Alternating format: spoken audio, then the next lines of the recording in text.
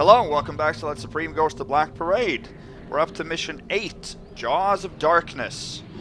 Nothing to revisit in the Long Shadow Falls. Great mission. This is another excellent one. Among my favorites in this campaign. So let's load up the end of Mission 7 and watch the briefing.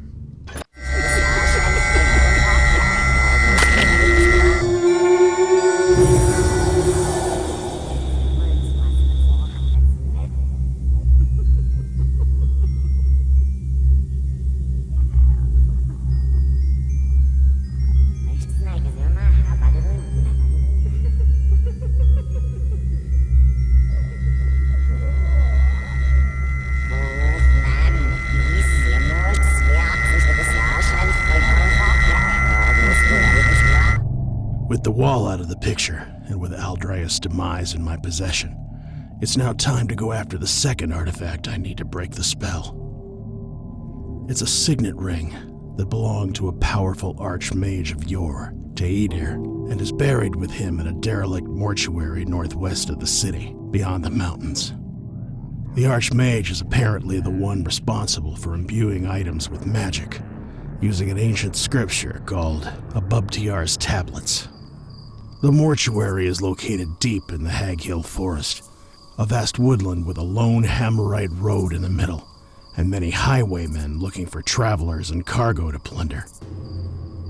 The tome I found in the Keeper's Sanctuary is very specific about the location of the catacombs, but it doesn't have any useful information on what I might find inside, as well as the location of Teidir's tomb. Let's hope Abubtiyar's tablets aren't too far away as well, as I'll need them if I want to stand a chance against these creeps. Thankfully, the book I found in that library should help me decipher them. This job won't be easy, and I'm prepared for the worst.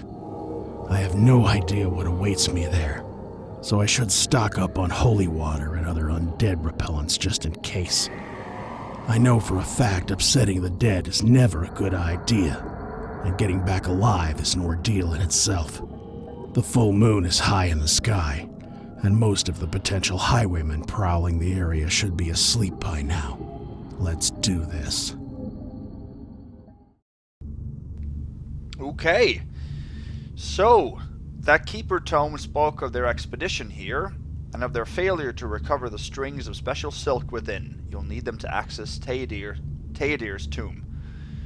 Teidir's signet ring is the last enchanted trinket you need to give the mages in Highwatch Castle, so they can stop Azaran and remove the curse upon you. Your life depends on retrieving it, so visiting the mages will then be the next mission. The Keepers are sure that Abubtiyar's tablets contain the process for breaking your brand. Find them. There's no chance the opportunistic raiders who passed through these parts before had anything near your talents for theft.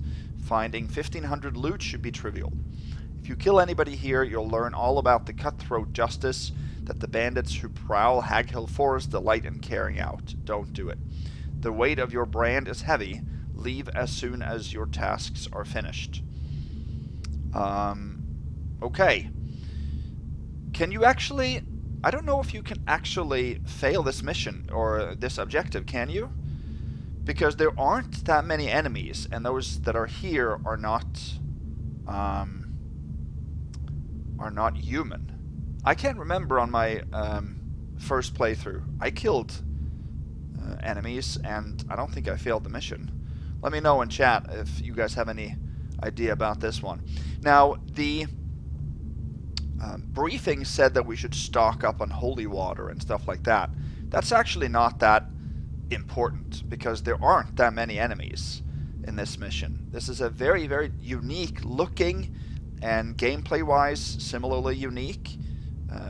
Not comparable to any other mission in the whole campaign, I'd say. Maybe bits and pieces, but this is more of a exploration, puzzle-ish mission, although it isn't really puzzles, it's just more exploratory puzzles, if that makes sense. A tomb, but an ominous, haunted, weird tomb system. Different from other tomb missions we've had so far in this campaign. So in the loadout screen, it does give you plenty of holy water, you know, flash bomb mine, stuff like that. But even if you don't ghost, I wouldn't say that that's too necessary. Now we do have an excerpt on the ring, a useful passage from the book about Azeron you recovered in the Keeper compound. We're going to read that over again, but I think that was in one of the readables from previous missions.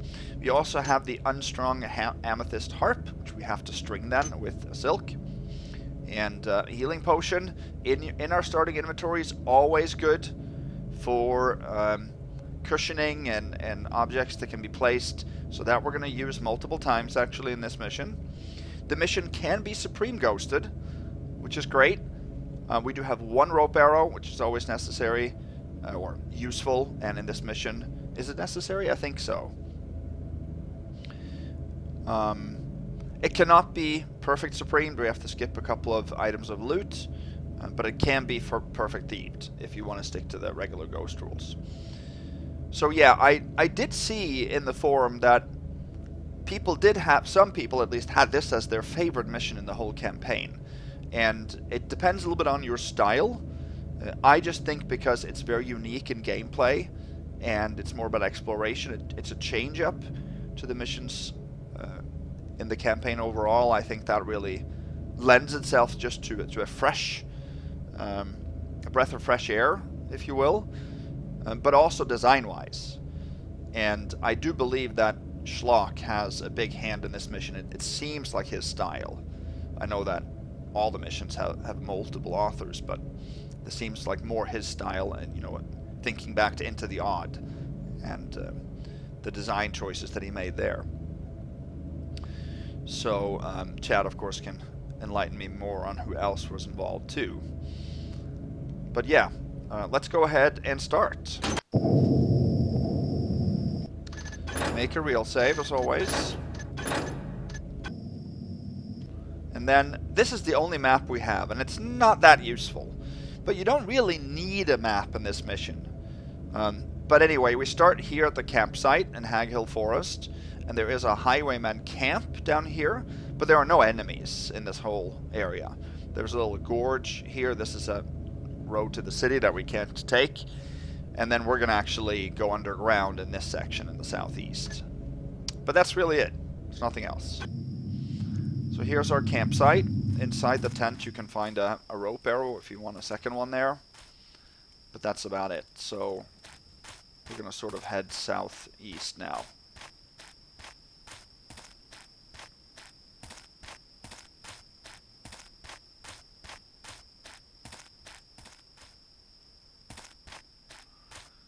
So here we come upon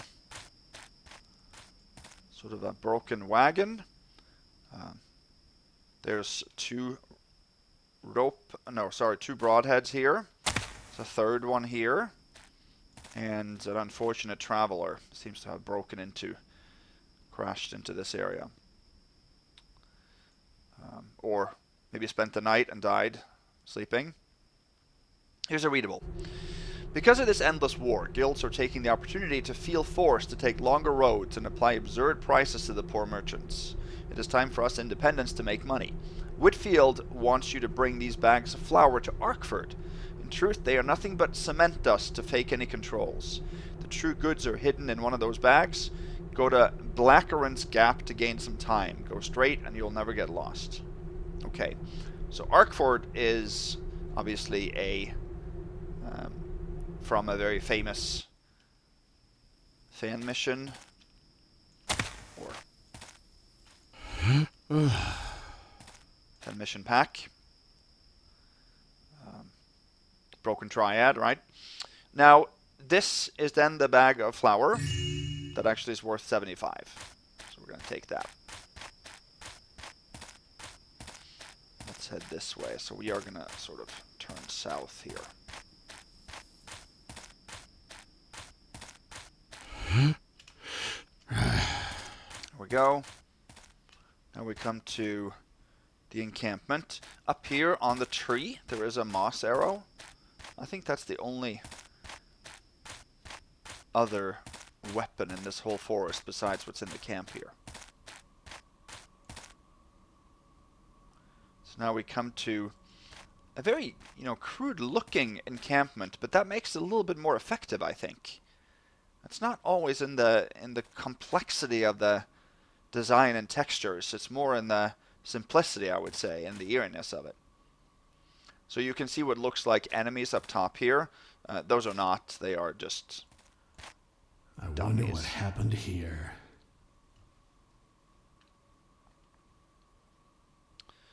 Okay, so let's see here. Here we've got 2 more broadheads. We've got a healing potion over here.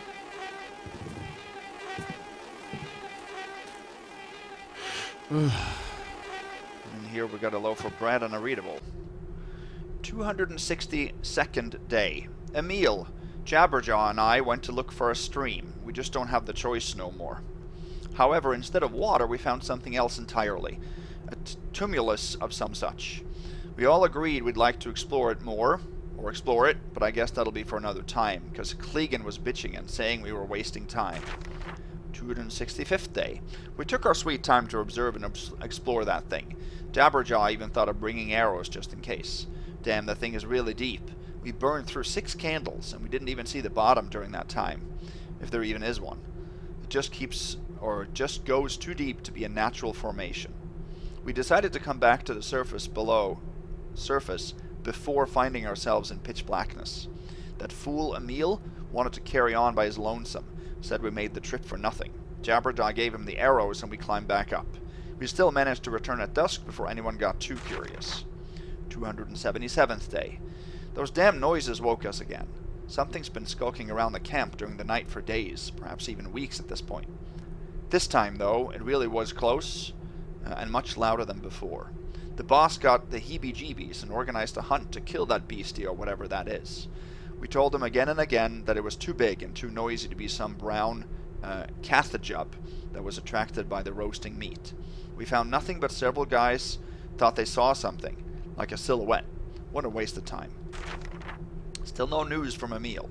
Jabberjaw thinks he's rotting underneath the tumulus, and yapped we should never have descended. That he's been having nightmares during the night or whatever, but I'm convinced he found something down there that's precious enough he can leg it, and I want part of the haul. Alright. So in the back of this hut there is another readable. Orders to follow from this day on, and until further notice. In case you're too drunk or deaf to remember, there are the rules you all have to follow until further notice. Disobey once and I'll have you clean the shitter. Patrol during night time and hunt vermin. Disobey twice and I'll have you flogged with the cat o' 9 tails 15 times, in addition to no fire and no food for 3 days. Disobey thrice and you get the noose quick-like. No one is to do someone else's job. No one can refuse to do their job.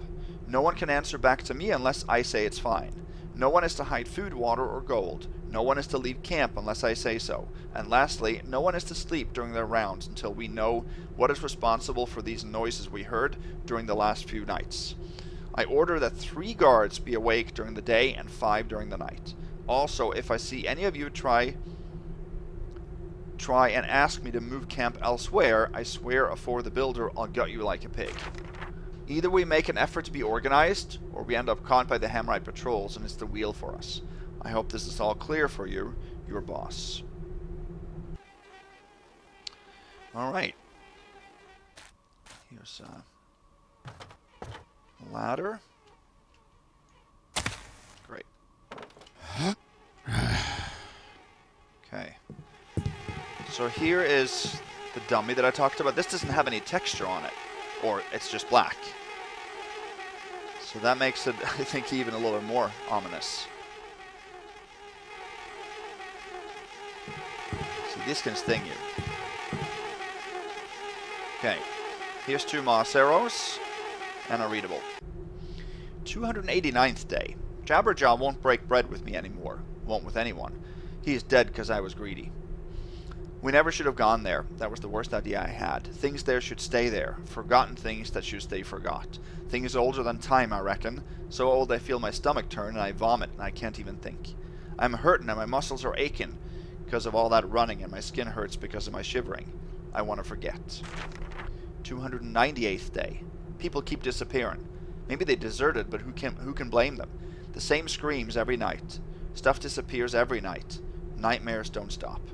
Boss doesn't want to leave, says everything under control, and that we should trust him. But how can we trust someone who went mad? This morn he bashed a bloke's head in with a mallet, because he took too much time to eat. Don't know what day it is no more. This is the end. The proud Blackburn gang ends here. Mutiny this morn, and the boss bastard got what was coming. They all left after that, except Clegan and Mathis, who reckon they can dig to reach the boss stash. I don't care no more. Gonna see if the hammers would take me at an abbey. Before I can go, I must finish writing one of these pages, so that I can forget and warn ye. Leave. Leave now. The evil eye haunts this place. Madness and damnation await behind every tree, and if you are foolish enough to ignore me and explore this foul tumulus, know that there are worse things than death. Wow.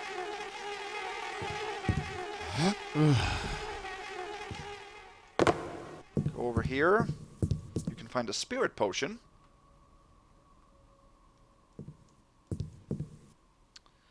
Then we can drop here. Here's a moss arrow at least. A loaf of bread. But not much else.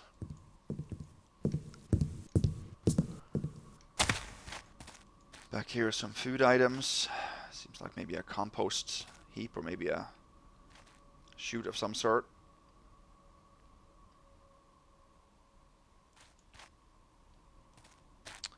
Head into this one. So in here there's a purse. Worth 20, total 95. And then here seems to be a little side area.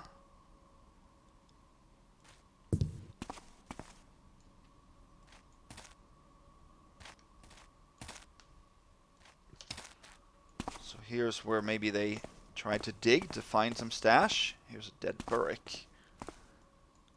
And down here, you can't really get in here, but there seems to be another dead burrick down there. Looks a little bit different though than other ones. Okay. So here is a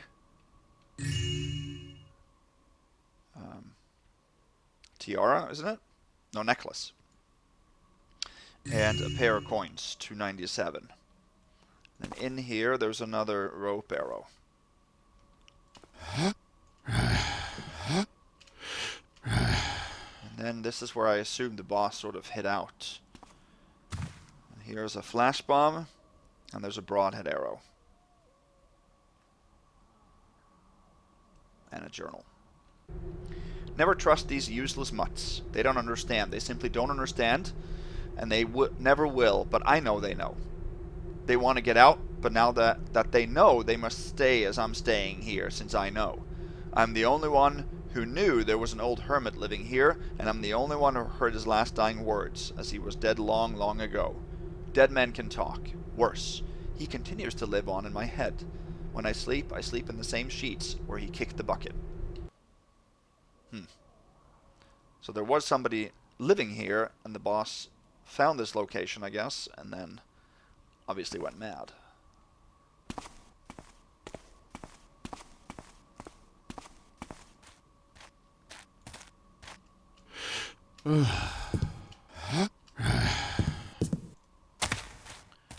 Alright. Back here. Really not much. Some empty crate. Then there's a very well hidden coin pair right here, 299.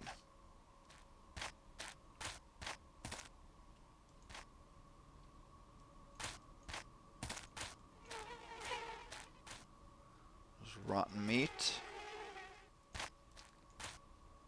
A crapper. And that's it. So then we should go find this thing that they talked about. Some stairs here.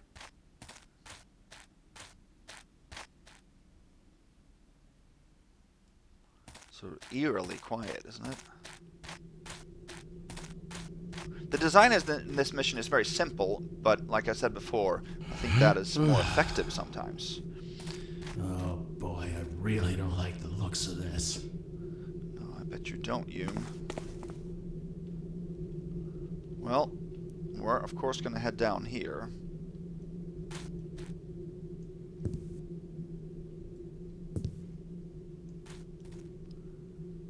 Here you see something far, far below.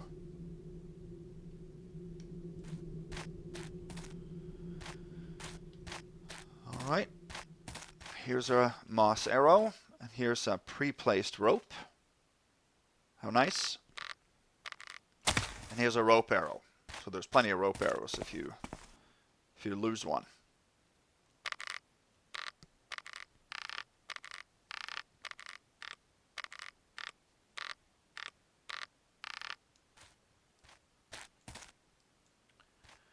Seems like someone's been sleeping here at one point.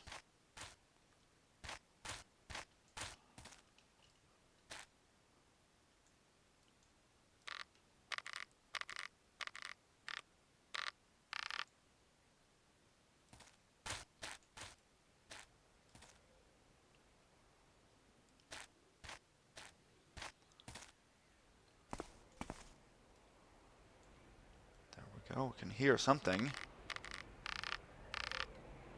This is the room that we saw from above earlier. There's quite a bit of use of absolute darkness or absolute shadow.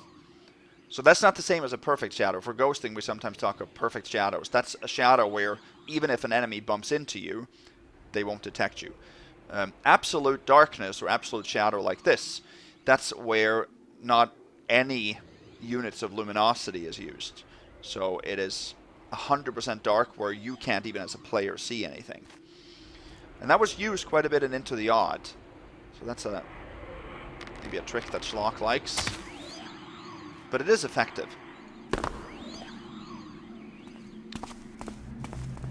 Alrighty. Let's head in here.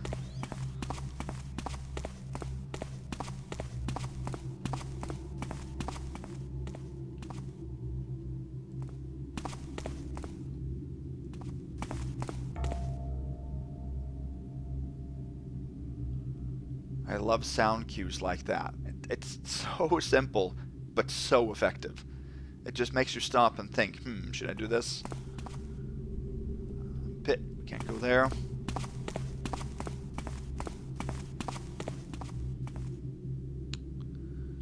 Then we come to engraved stone. Beyond, behold the tomb of Teidir.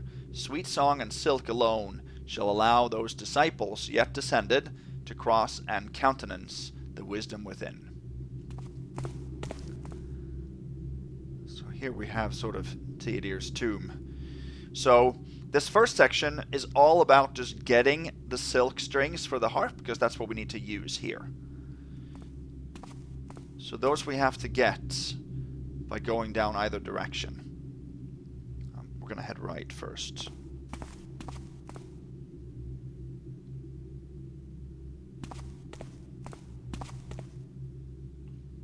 The vaults of Yezath.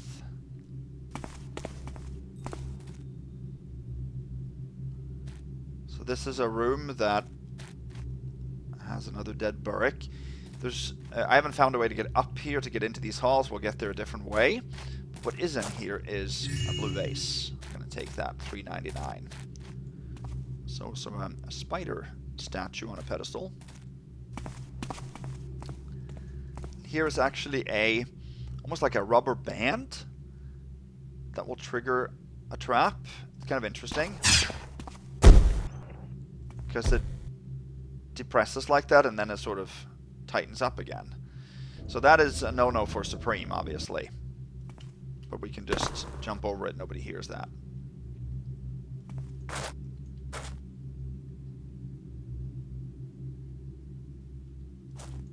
Okay. Let's head down this way.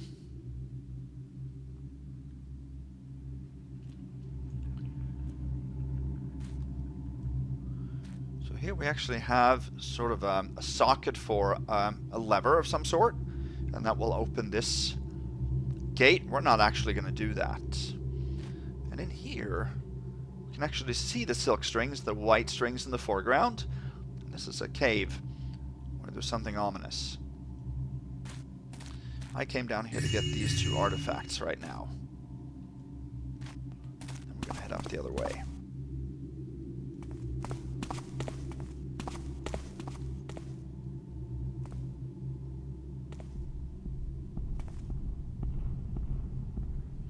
Okay.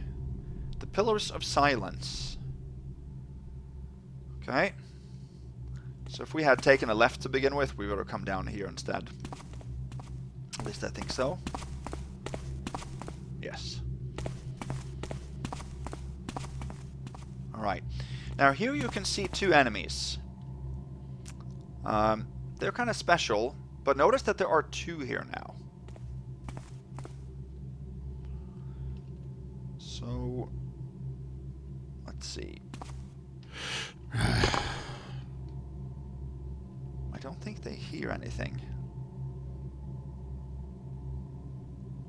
No, I think that this blocks sound or something, because these guys don't hear anything I do on this side.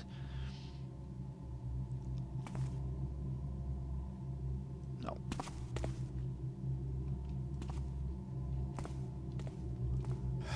We jump up here.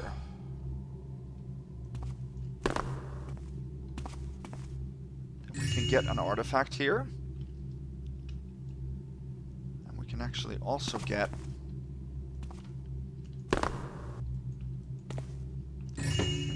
diamond from this chest up on the 3rd level. Yeah.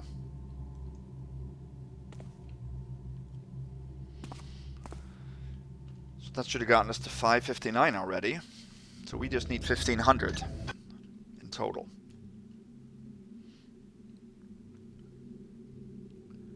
Alright.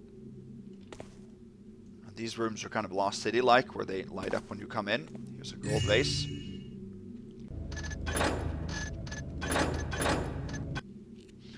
Now, even though there doesn't seem to be any enemies around here, be a little careful, because there are enemies that can hear you still. These double doors we're going to come out of much later.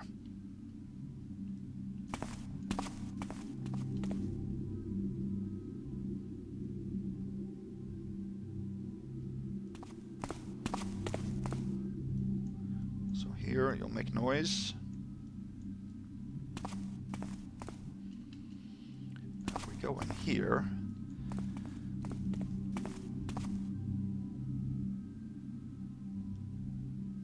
see our first sort of enemy that we can interact with. I call this a shadow thief. They have sort of smoke coming out of their head, and you can't really see their face. They're very shrouded in darkness. And they don't give any verbal alerts, but they do alert to you. But not when you look at them. So look now. See?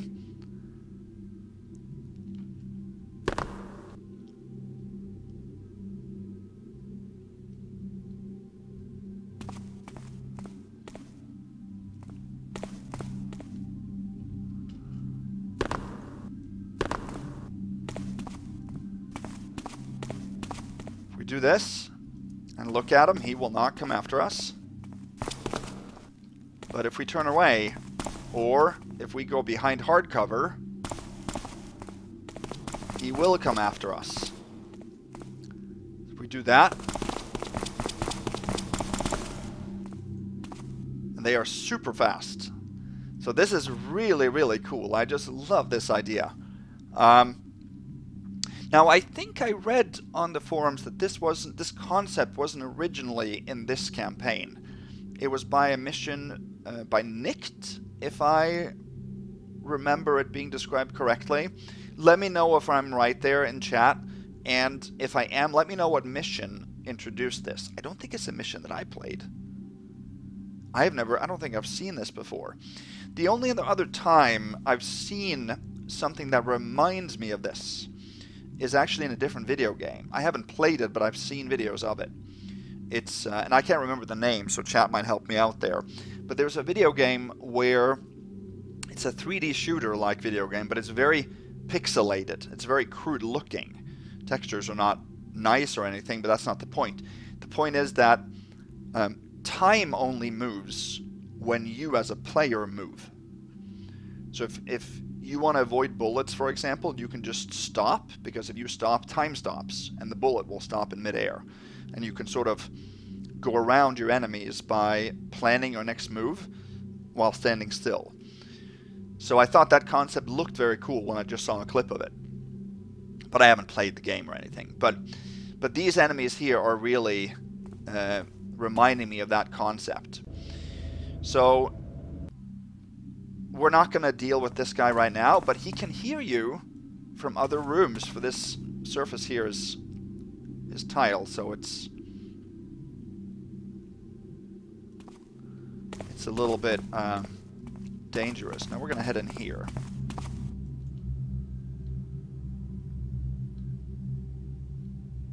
This is the tomb that we could see.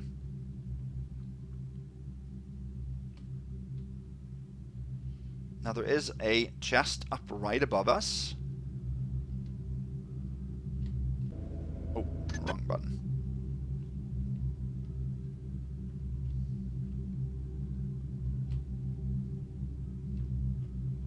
We should be able to grab this from down here. Yeah. Silver nugget, 709. And then here's another one of those shadow thieves.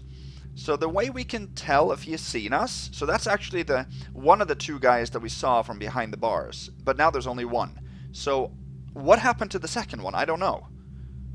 I really don't know. So if there's some hint in the mission that's supposed to give us idea of what happened to him, I don't know. But anyway, this is Sethagoth led 1,000 men to construct this grand necropolis. As one, we carved its magical stones and raised its splendid halls. To conceal this place, they were slain and their remains laid into the walls, and so they rest eternal in the presence of the archmages. Interesting. So this guy here is not seeing us now. If he did, then when we turned around, he would move. Oh, he does. Okay.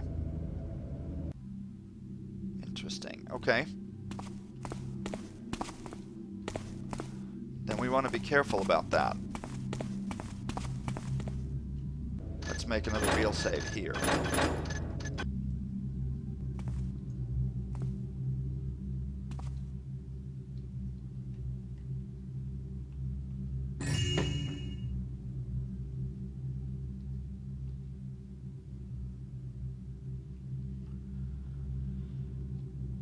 Just want to make sure that the chest gets closed here. Yeah, now it's closed. This guy has not seen us yet. Yeah, it's closed. Alright, so I want to save it here. If we go slowly in the middle of this room, I don't think that he will see us.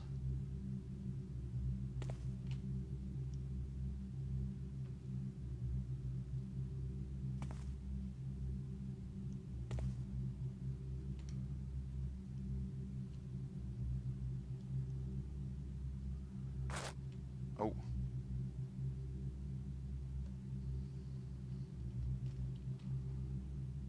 I don't think so. Because what we want to do here is grab a scepter. So that's Sethagoth, isn't that his name? Scepter. Worth 150, total 859. And there are a couple of those scepters around.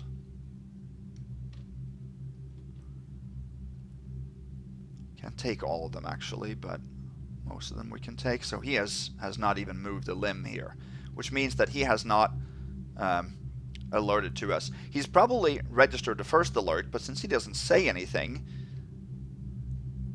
then that isn't a Supreme Bust. So there's no visible alert, there's no audible alert, so then we're good. So then we can go back. Now obviously don't gong this, because then they'll come running. Let's go up here. So now we come to a plateau above where that first Shadow Thief was. There he is. And here is actually a secret that I took a long time to find. I needed a small hint to find it. Here is a book.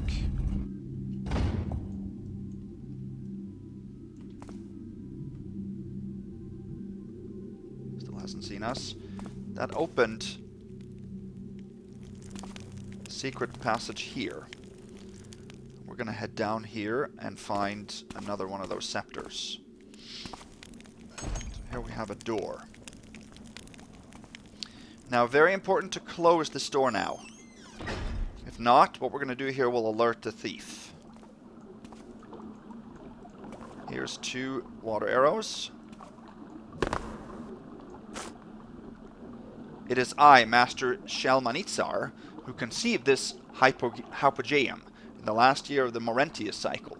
It is my hands which laid the first stone and held the sacrificial labrys.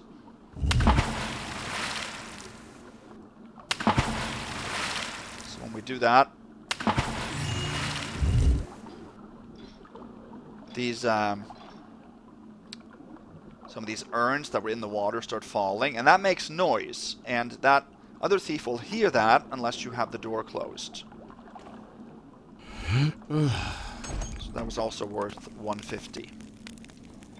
So to verify that he hasn't heard that, we can see that he's in exactly the same position. Good. Did we close the door down there?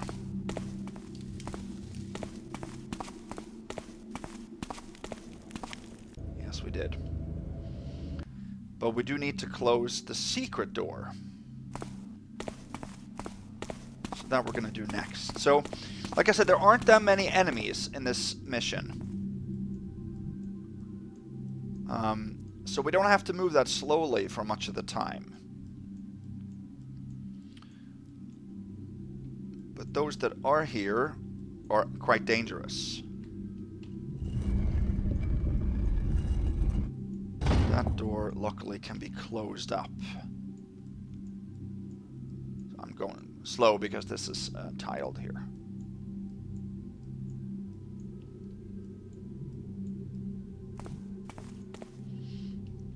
This is sort of a little bit of a maze-like system. Let's head in here. Get this. Artifact statue, I think this is tile also. Here, I believe you just fall down to where we were earlier. No. Oh, yeah. You can get here from a level below. I'll show you that later. But then you fall down to the room that we were in. As long as we take that statue, which we did, we're good.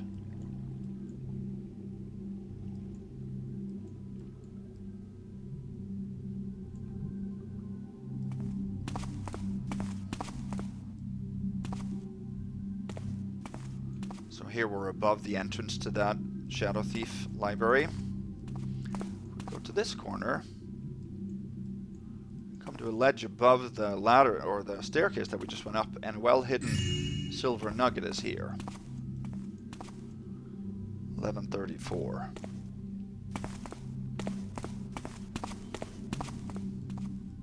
We're going to continue. Here's a room that is sort of flooded. There's a water arrow here.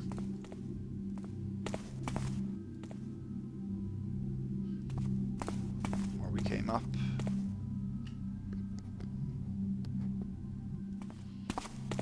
Move over here.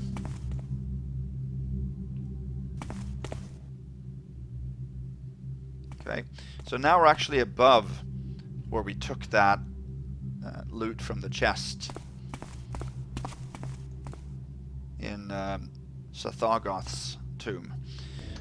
Make a real save right here.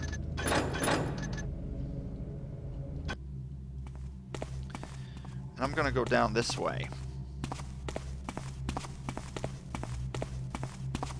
So if you go this way here, then you can come out on the ledge above that tomb, so it loops around. But more importantly, you can fall down here.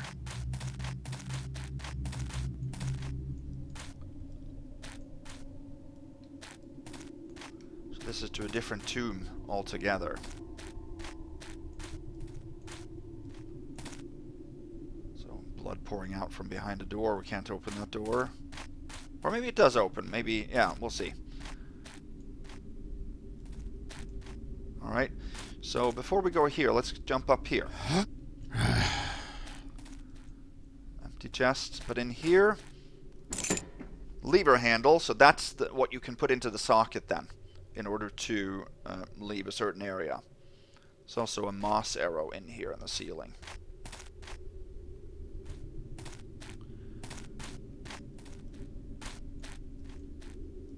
Let's go this way.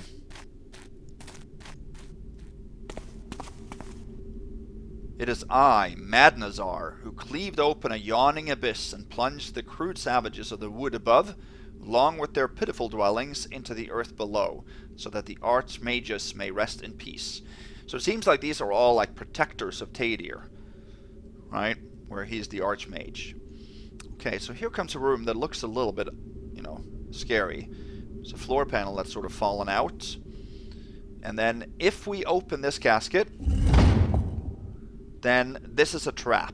So this I would consider a trap and not viable to do for Supreme.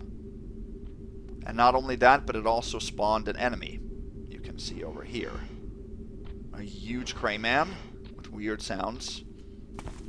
So there is a scepter in here worth 150. And that we're going to have to skip for Supreme, because triggering of traps like this is not allowed. So, I don't think there's any discussion about that. It's a floor trap that triggers, and there's no way to reset it, and all that combined just makes it very,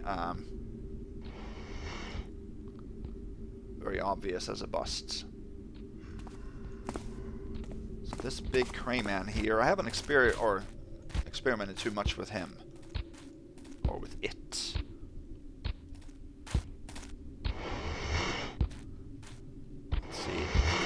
He moves very fast. And those sounds are just fantastic.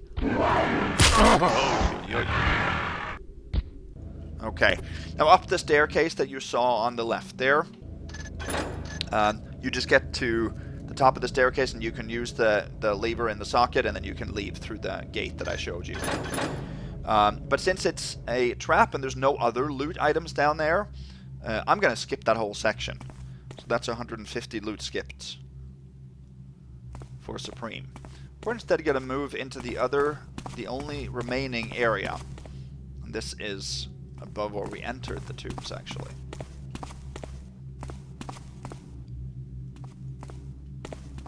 And now we get out on the top walkway above the area where I said I don't think you could climb up, but it seems like you... No, you can't get through these graded walls anyway. Okay. Get to a different area.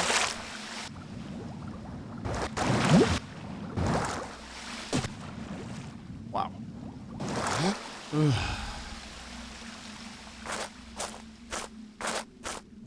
All right.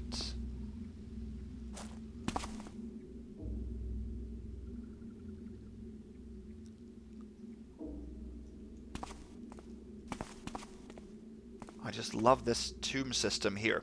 And I think that this mission probably is a big throwback to Shadow of Doubt by Sperry.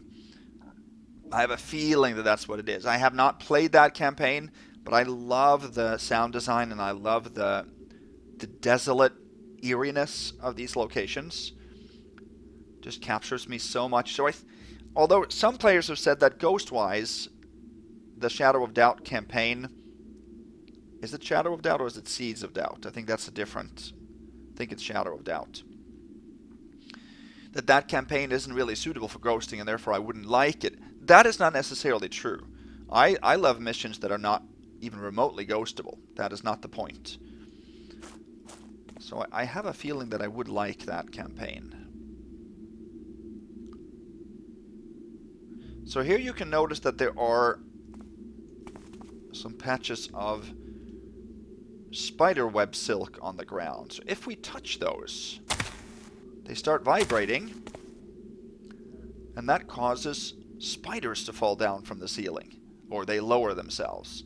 So that would obviously be logical because they detect the movement in the silk, as actual spiders do. And then there are 2 that came down from that. So our goal here will be, they just act like normal spiders. Our goal will be not to trigger any of those. Oh, and we didn't do that. We bumped into this, okay. Let's do that. Here are doors that are locked. We don't even have our lockpicks, so let's go through here. Come to a big flooded tomb.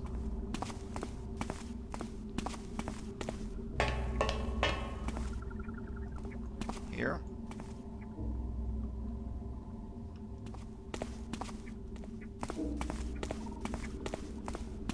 Let's see.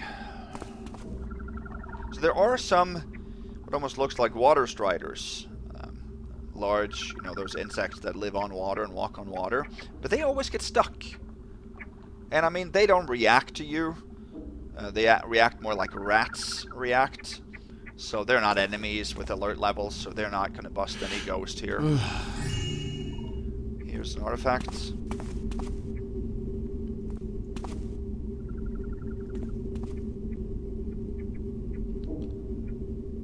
Let's see.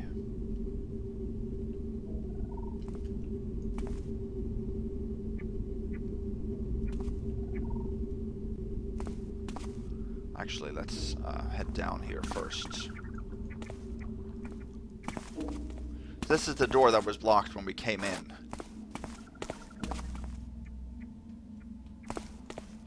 So we got an artifact 1154.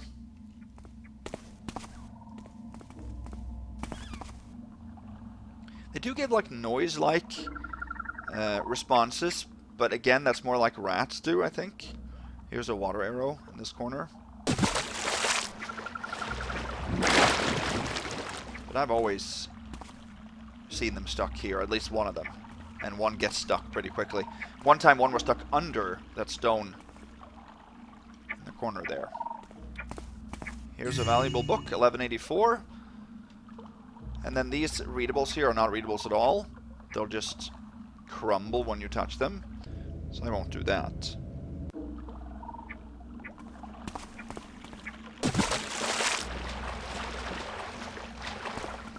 Over in this corner, this is a key, an ancient library key, but we actually don't need that. It just unlocks the doors that I showed you earlier.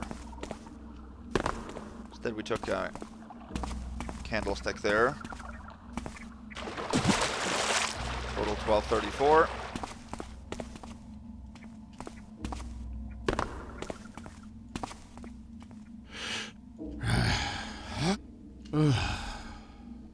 We're gonna head back up here.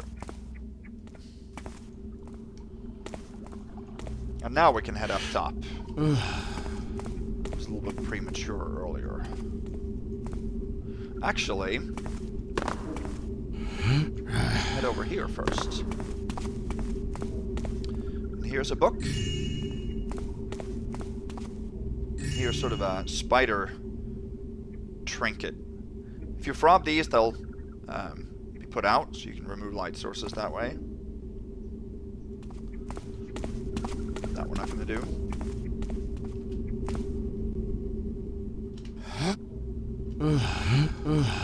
Lucky catch there. Head up this way. And then up here, we have another gold candlestick, 1389.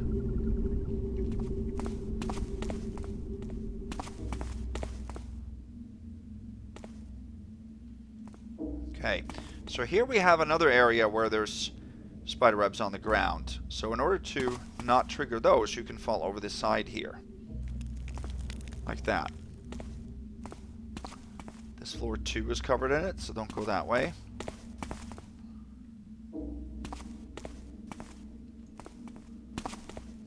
These are mini spiders that scatter. So if you had gone down there, you would have just come out this doorway, so we're not going to do that.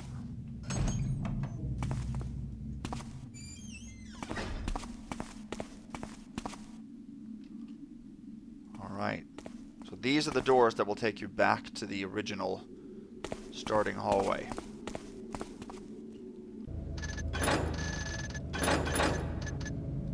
There, so now we come into the spider lair. It has a huge spider.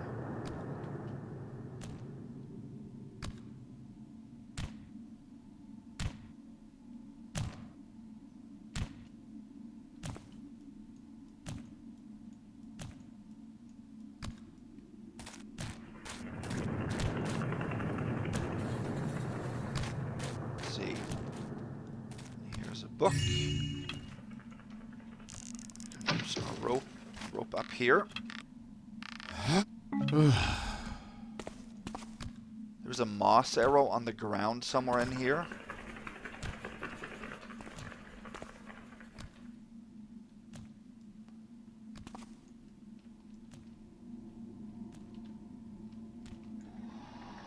That's an alert. We might have to wait for him to come back. Yeah, there is a moss arrow somewhere on the ground. I can't remember where it is.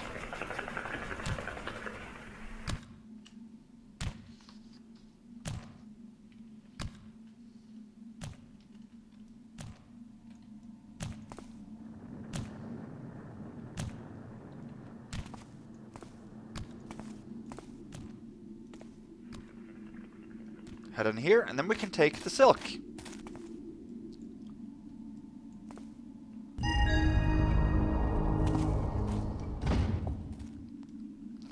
Out here, so these open up so we can leave, and that checks off our first objective. Great.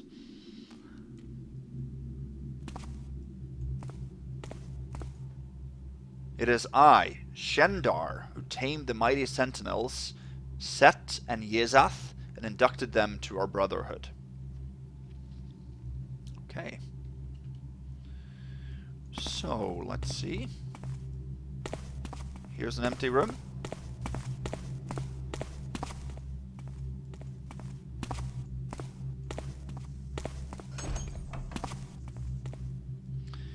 See what's the other way here. Is this a dead end here?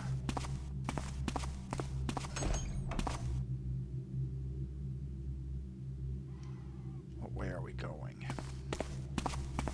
I think, I'm just going to check. I think this is the exit, actually. Yeah. This is the exit for sure. So we're going to go down to a little underground area here now. This is a trap-filled room. Be a little bit careful here. A little bit difficult to see the traps.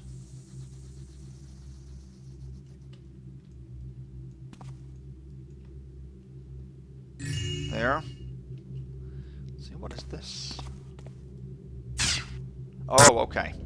Looked like there was a hole there. Anyway, we took that artifact. So 1439. Open this. Okay, we don't want to do that. I want to close this. Alright. So now we're in an underground tomb area. Here's a moss arrow.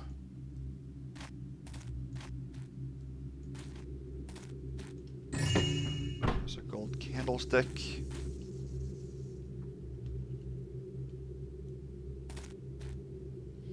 I'm not gonna go that way just yet because there's more loot here. So here's a broken door. On the other side of that you have a spider. So you probably know this. Most people that have played this game know, but spiders, stationary spiders, they move a little bit like that.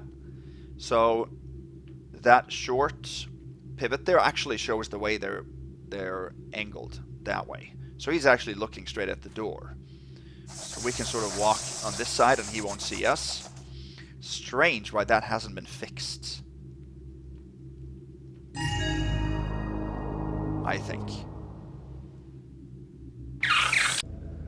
Why that hasn't been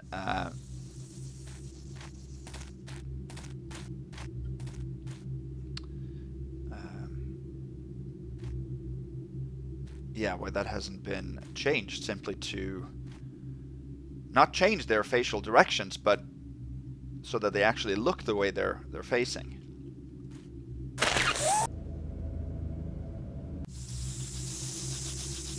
You can't do that. Come on now.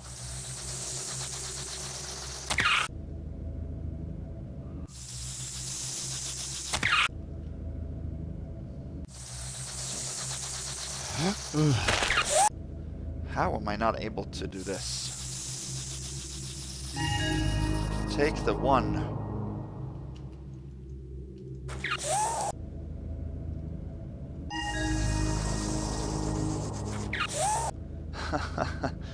This is so weird. There. Okay, we couldn't just lean over. Grab that artifact. 1529.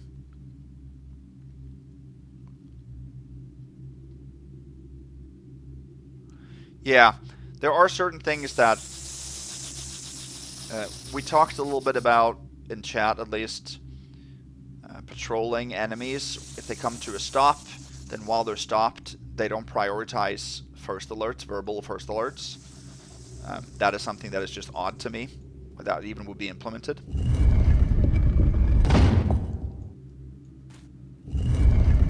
And the positional angle of spiders when they're stationary, stuff like that.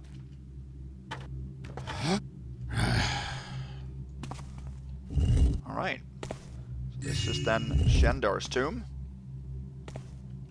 His scepter. 1679. And then we're going to flip this to leave and flip it again. So we can close it behind us. And then close that door, right? Yeah. Then we are done in this area.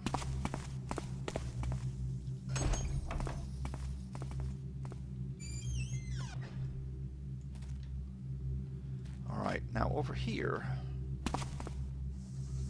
there's a tiara. This is a tiara. 1804. Here's a stationary small spider, and he will see you. Crouch, creep, running up this hill will actually do it. And then go behind it.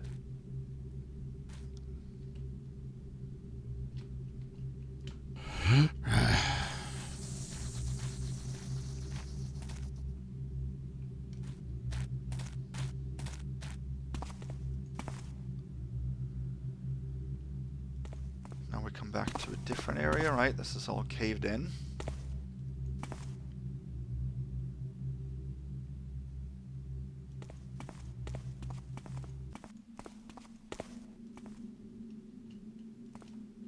I don't think I want to do that because I don't know if that...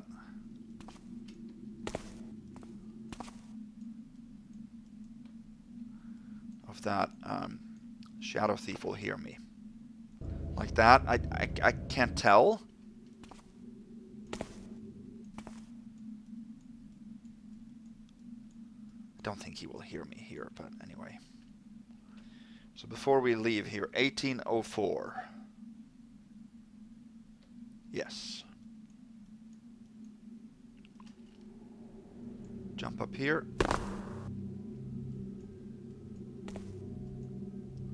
Let's see, will he hear that?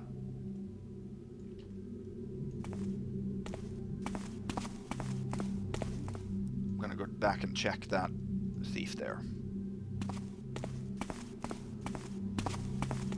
No, he's still positioned exactly the same way he was. Oh, okay, well we're good then. If we just do that over again, we should be fine. Yeah.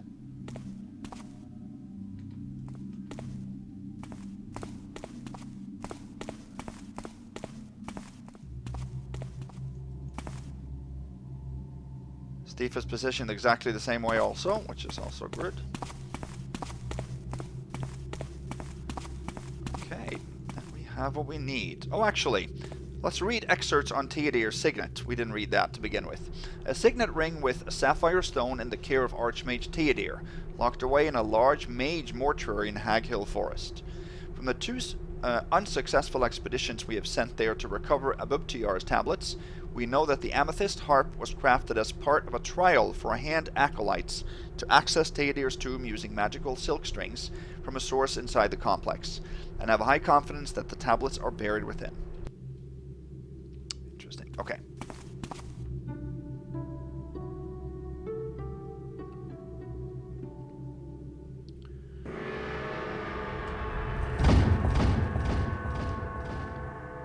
Cool.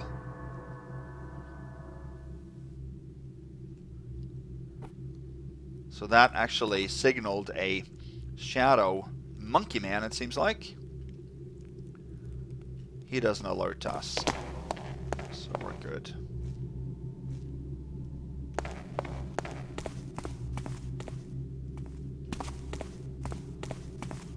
I just want to see. There's none of those shadow thieves that hears when we walk on there, is there?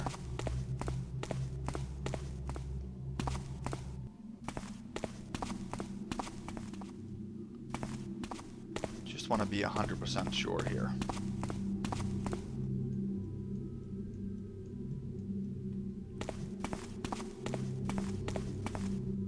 No, they don't hear that.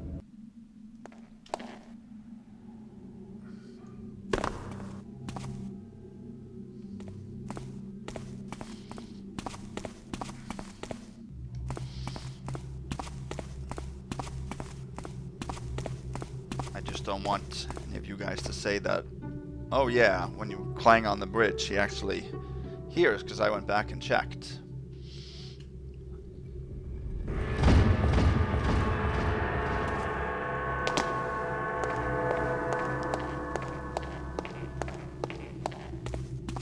There we are, and that guy up there doesn't hear anything. Okay. Teidir, the Archmagus. I punish the fools with a rain of fire. Only those who walk among the dead shall avoid the weight of my curses. Alright, so if we walk through here, tons of fireball traps are going to fall. Now you can rope arrow over here if you want to, but I'd say that the easier way is to go through here.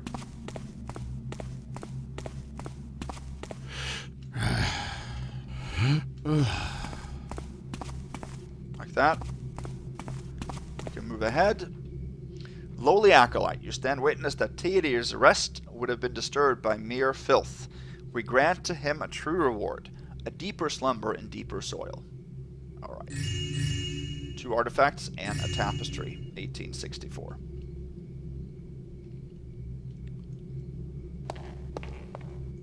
Alright. Go around here and we can go into that area itself.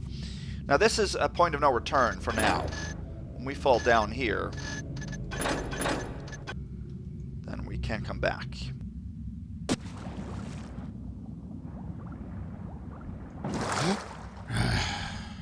Here's a water arrow.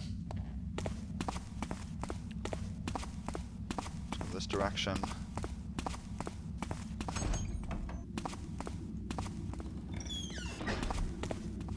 Come to a huge dark cave.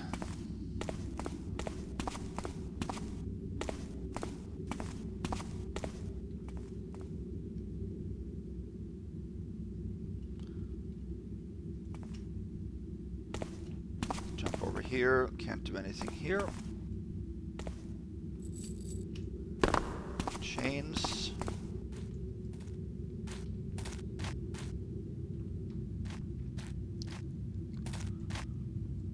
Go to another tomb-like area. Here's another rug.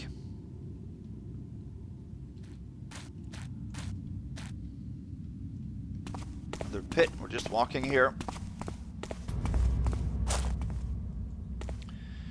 And now we come to sort of one of the main hubs in the mission. So that direction will take us to the tablets, but we need his ring first to access it. Let's see, up here is actually where we're going to come out. There's a moss arrow here. You can jump in here, but there's no way to get up because the ceiling is sealed. So we're going to walk in this direction. Teidir. Alright. So here we're going to have to put a 4-piece key, one for each element. You can see that there's 4 colors here. So that's where we're going to start right now. And we should start by going east. And we'll get to the first set of tombs. This is the fire tombs, maybe they're called. There is a FireMage in here.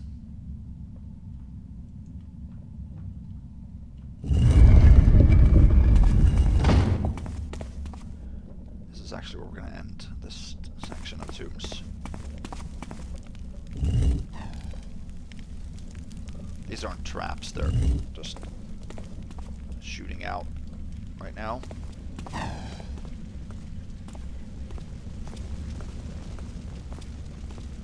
Let's see. There, and we're gonna jump over here.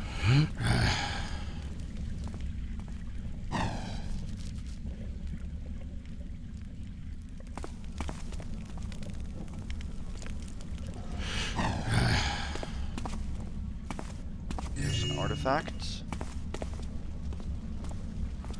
Hear that mage.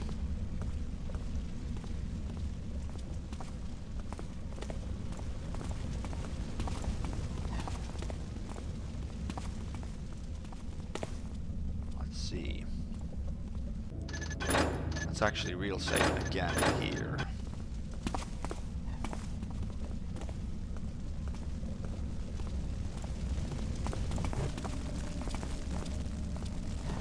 He saw us through this one.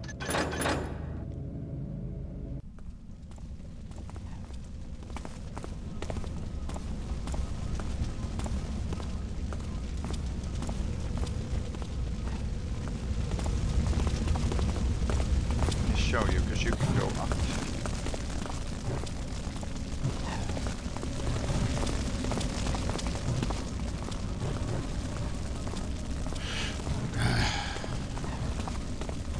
Come up here and actually leave.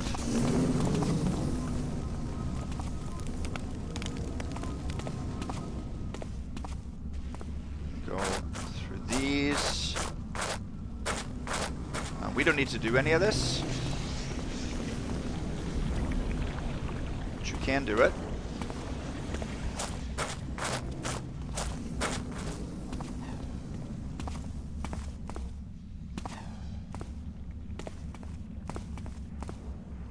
Supposed to find your way all the way down here.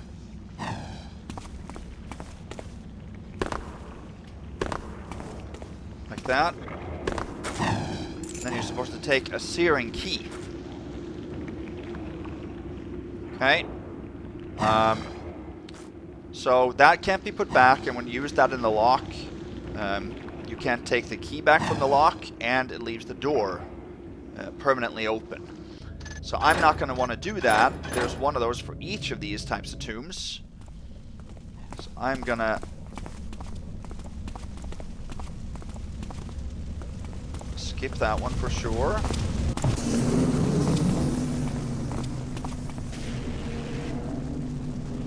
Let's see.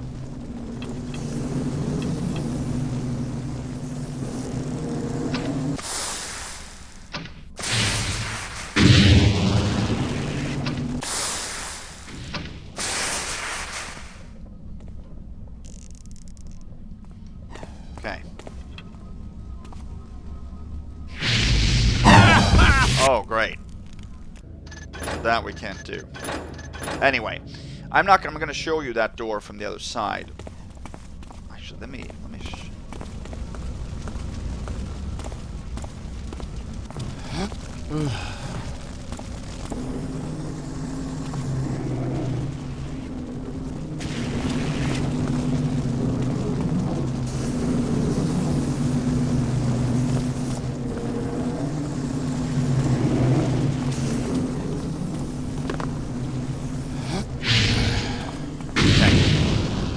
show you what we're supposed to do here. We're supposed to go up here.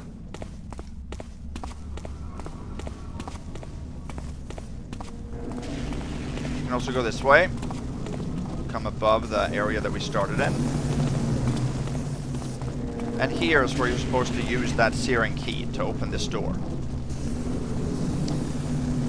But I'm not going to do that, like I said, because it's unnecessary to take the key, it's unnecessary to leave the key in the lock, and it's unnecessary to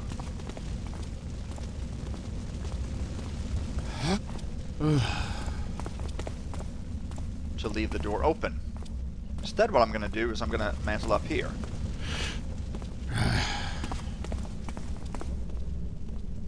And I'm going to jump over in this direction, if I can do that properly.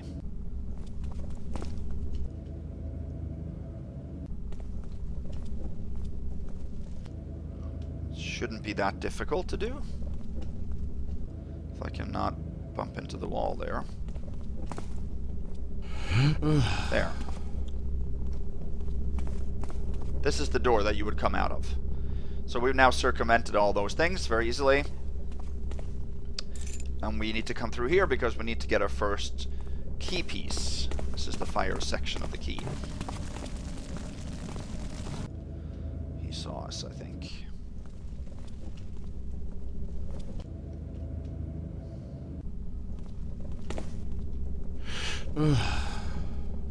Anyway, this is sort of a coal burning chamber, and in there you have 3 fire arrows. And then you go from one tomb to the next. So I think you have to start on the fire one. I don't think you can get to any of the other ones. So it is a little bit linear in that sense.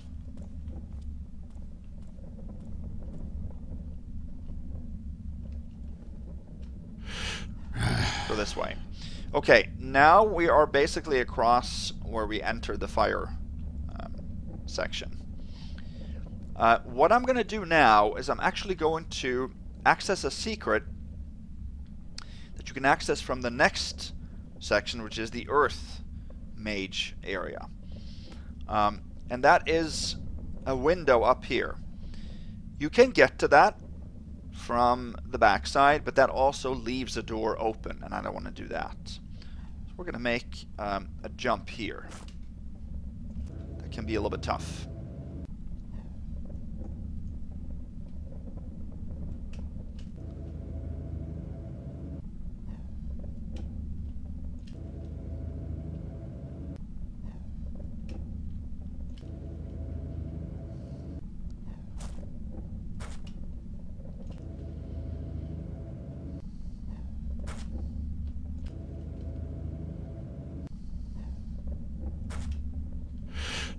There. So you can jump like that, get to this little necklace here, total 2054.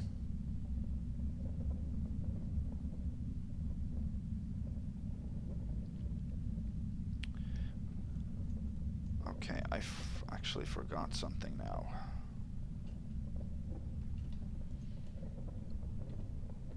There was a piece of loot that I forgot to take in the fire section, so I'm gonna go back and take that because I should have 30 more here.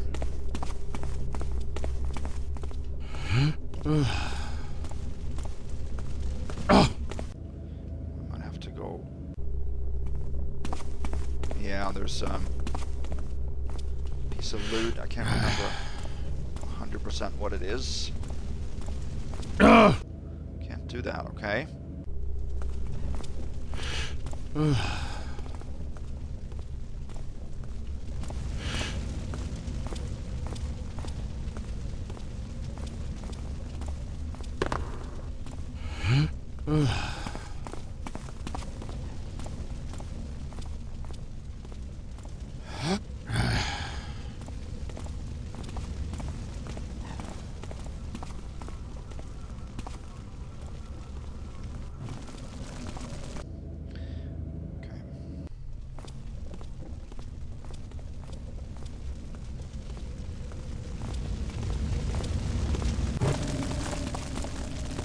Here it is.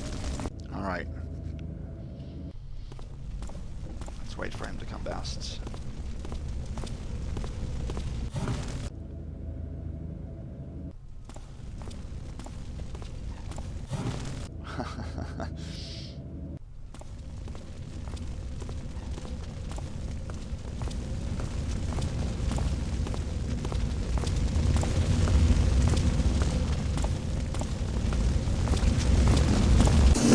Oh, wow.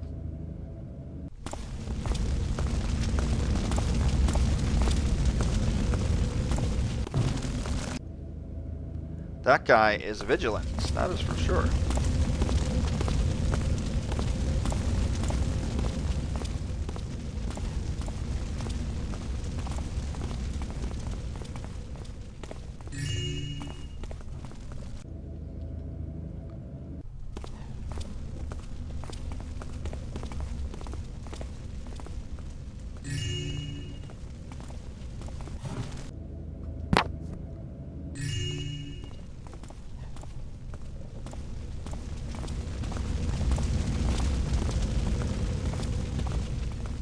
Here.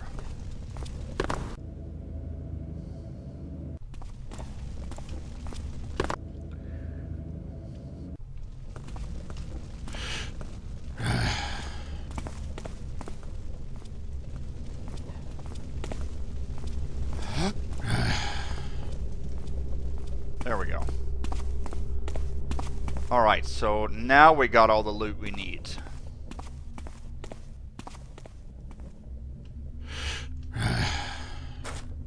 Now we come into the Earth section.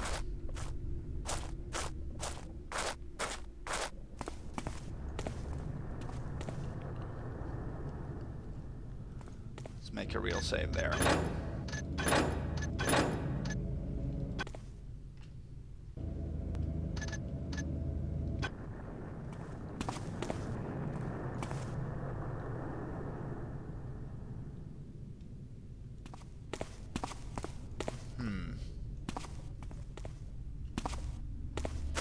I just think I forgot another piece of loot here.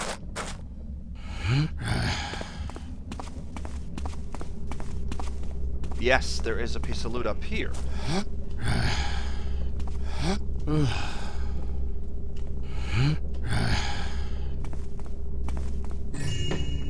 Here, another necklace. Because I still wasn't up to speed with the loot amount. So now, 2234. That's what we should have. Finally.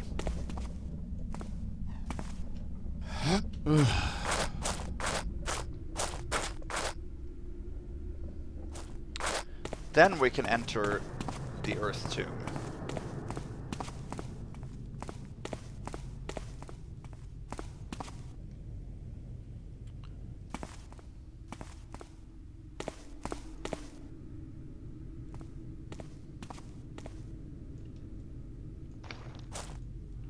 Obviously filled with muck and dirt instead.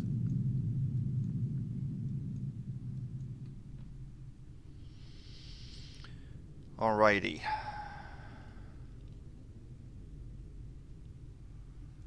So down here, we're not going to go first.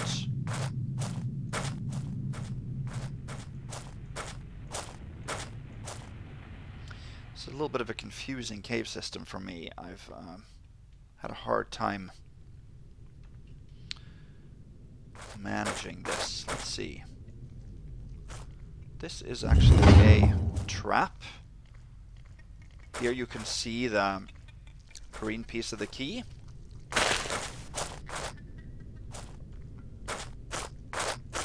And down here the doors are closed. Not going to go that way.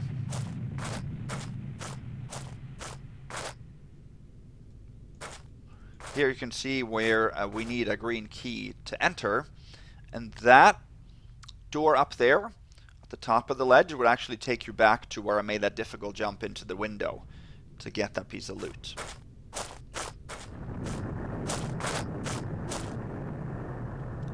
Here is a rock monster, and he has heard us now. He doesn't give any verbal marks when he is stationed, so we're gonna have to, I didn't know where he was.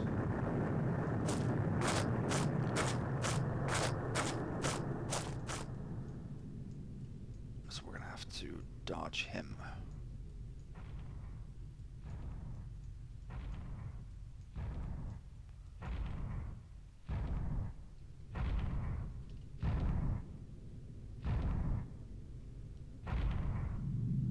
I haven't really tried to deal with that monster. I haven't experimented much with these unique enemies, but they're cool.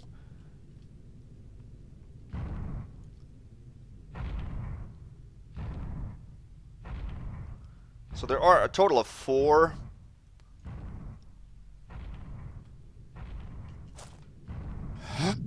moss arrows in the caves around here.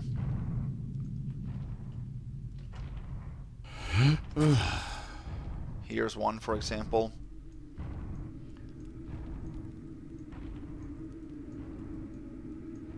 Now we come to this section here. If you take this key, the pedestal raises up, and there are boulders that fall. This is a boulder trap. So that is not allowed to trigger for Supreme.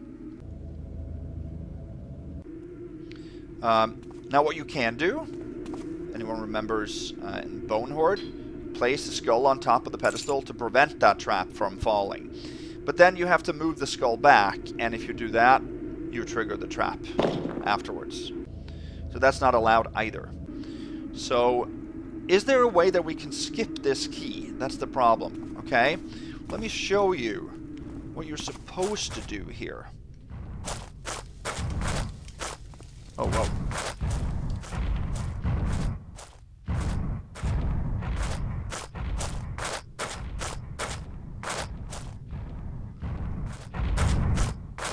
I think you're supposed to...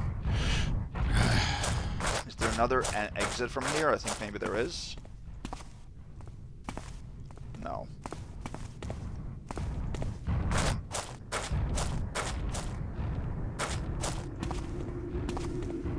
Well, anyway, you're supposed to place that boulder on a pedestal. Or one boulder on a pedestal. In order to get through.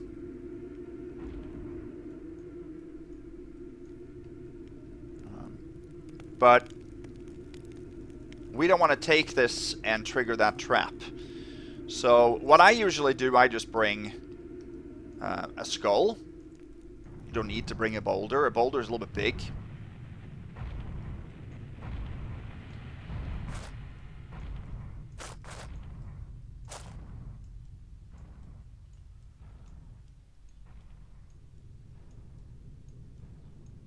Wait,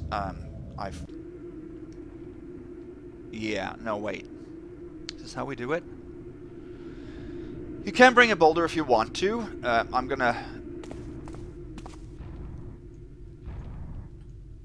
Yeah, this is the right way to do it. I thought there was another way to exit the cave system here, but I guess there isn't.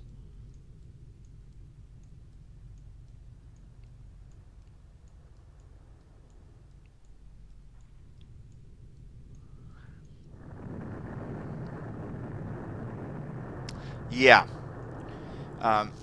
When you come through the door there, you go down, get down to the pedestal, where you're going to place a boulder or something on the pedestal anyway.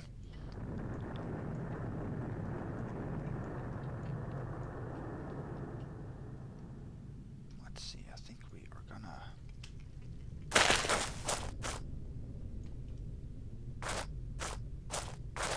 No, that is not the way we're going. I already showed you this area. Man, I'm turned around here. I don't know why.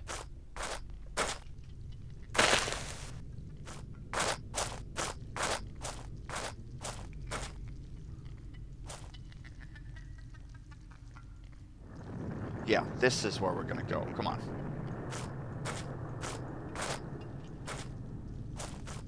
Right. So the key that we were supposed to get there is called a dirt-encrusted key. Here's a piece of loot.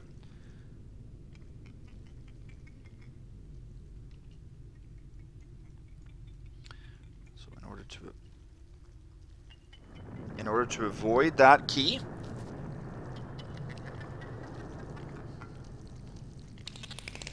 oh wow.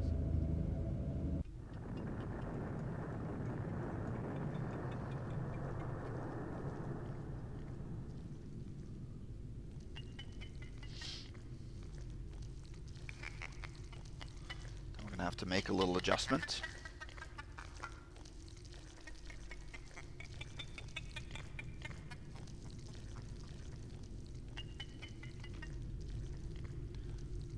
Drop here. There's a water arrow in this cave somewhere.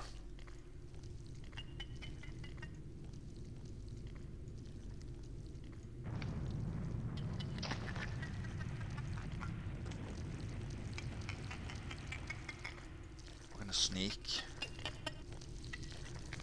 Oh wow, I didn't know he came this direction.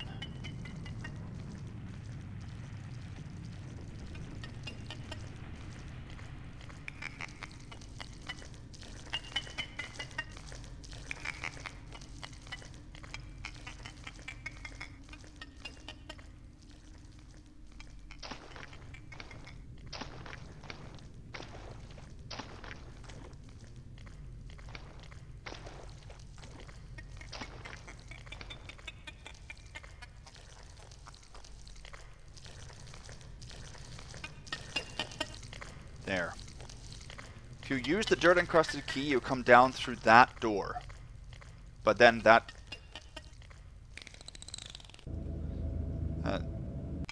door that the key uses is left open, the key is taken, and the key is again left inside the lock. Don't want to do that.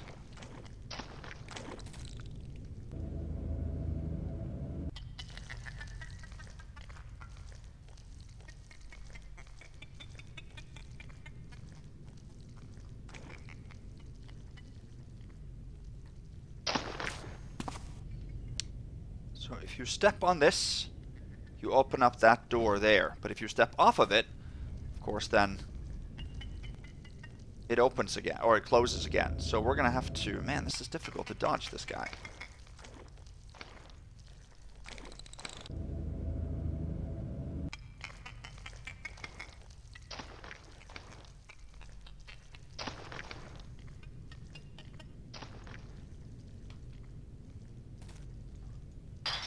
Put the skull on there.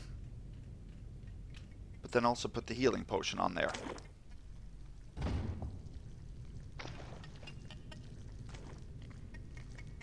That should be enough. So the boulder is a little bit big, I think.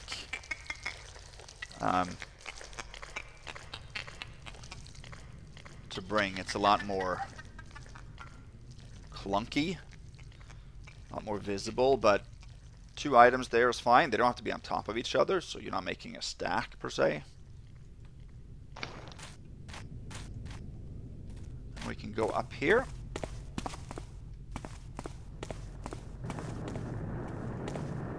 To this room. And there we can take the green part of the key. Now, in here you also have a pull chain. One of those that you might remember from Mission 7. That opens both of the doors that we saw closed earlier. Now we have to open that door to proceed. And they will both be left open. There's nothing we can do about that.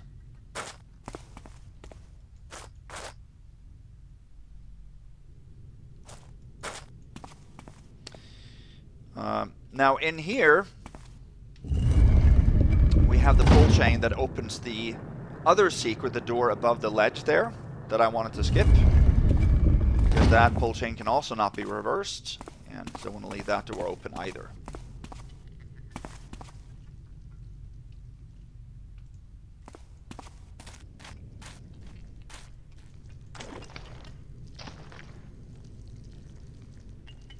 Now what I want to do is I want to grab my potion and the skull.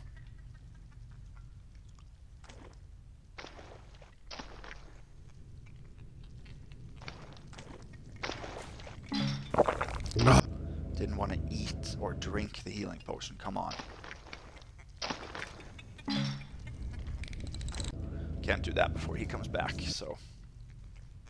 Now of course when we take those items, that gate will close.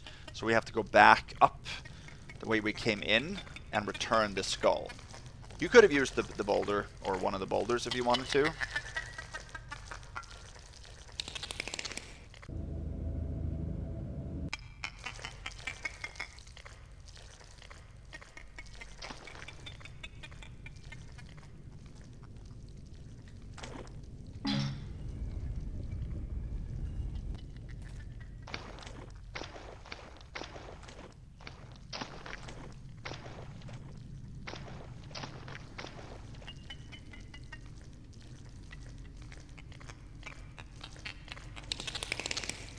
I think he heard me.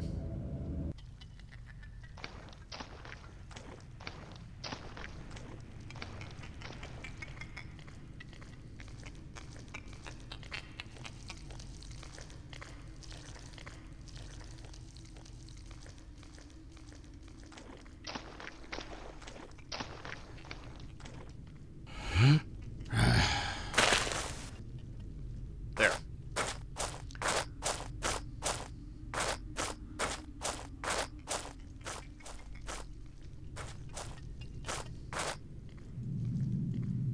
No.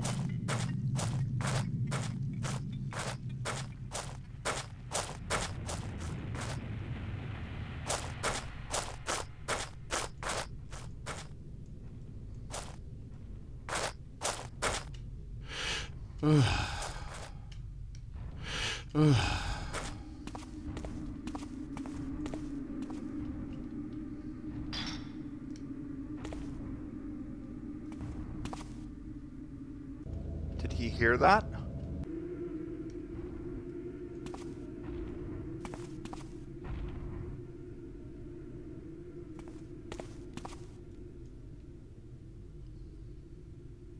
I think he's stationed at the end.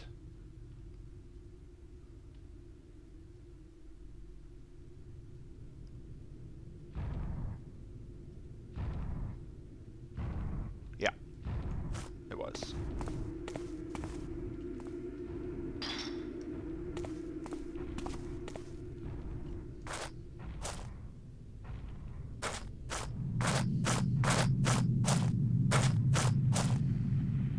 There we go.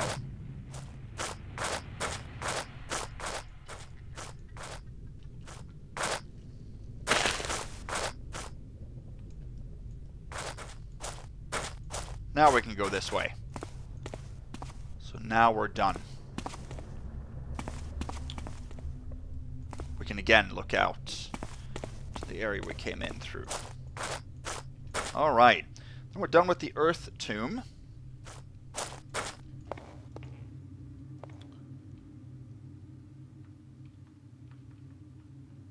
Wait.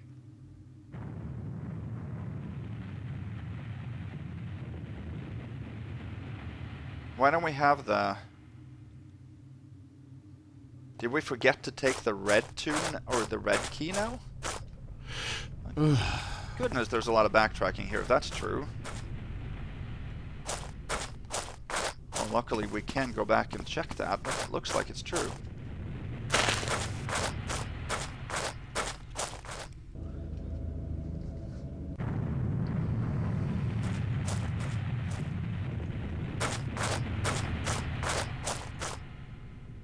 No.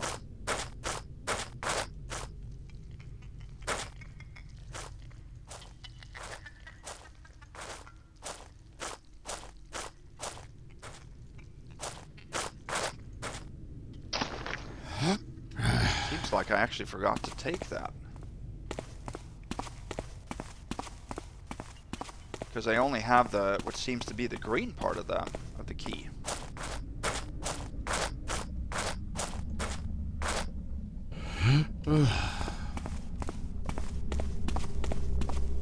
Yeah. I forgot to take the red part. I was 100% sure I took it. Alright. Unnecessary backtracking, but hey. I'm having an off day, I guess.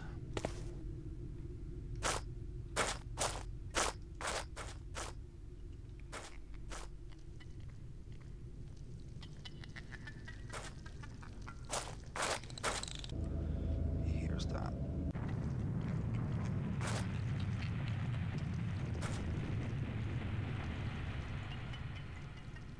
Good job on making confusing mazes, Schlock. Can trigger the trap.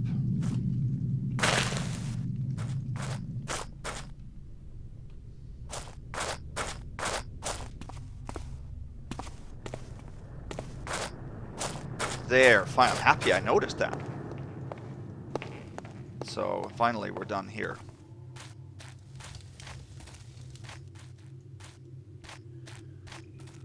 Alright, so now we can actually go out if you want to, but you don't have to, and I'm not going to. Pull this, and you will open the gate that goes back into the main sort of entrance to Teidir's. But that's not necessary to do, and it again opens a door. Here we have 2 eyes, it seems like. This is actually a secret. You can from this take these gems.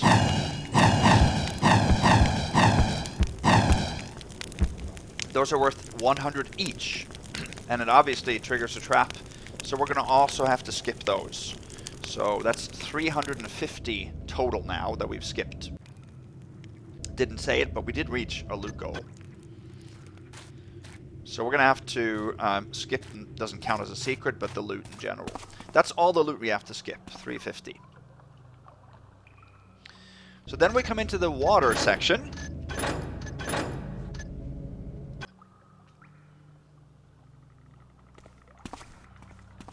So, here's a water arrow. You can't go through these doors, the more of those water bugs. These don't get stuck, it seems like.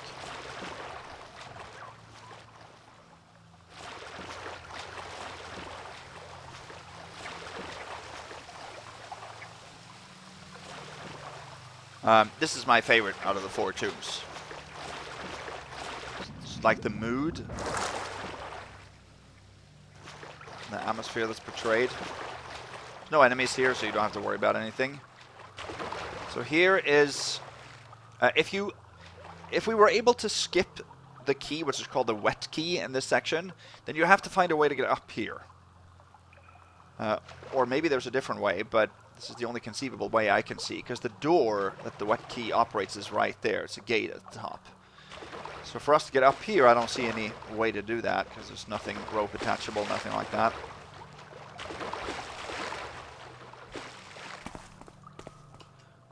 There are 2 water arrows available in the flooded section here. We're supposed to go up to this section.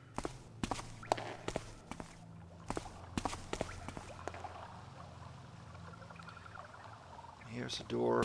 Here's a door. The only way to proceed is here.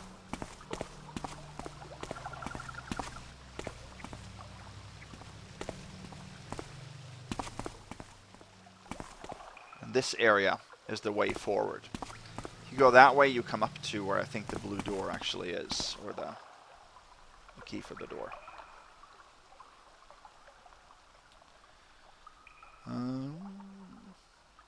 Let's see. Yeah. So we're going to have to drop down here. Okay.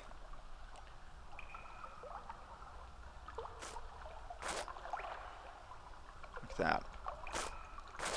And drop further and swim all the way down.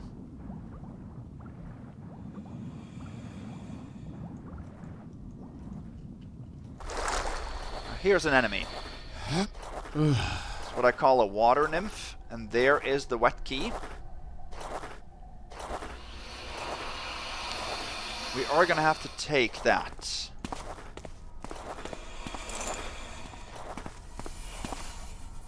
And she saw us, I think.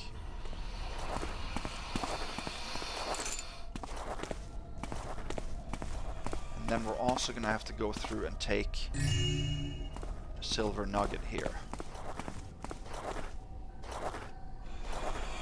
Now, let me show you something. Here is where you're supposed to drop the leave.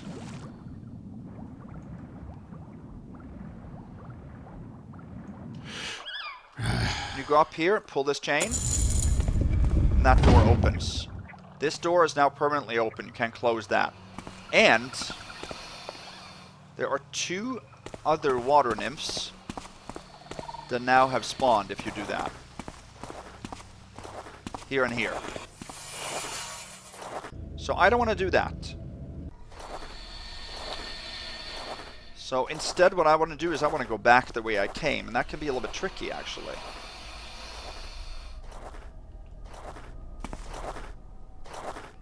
We want to now drop into the water without her hearing us, and we have to do that and time her a little bit.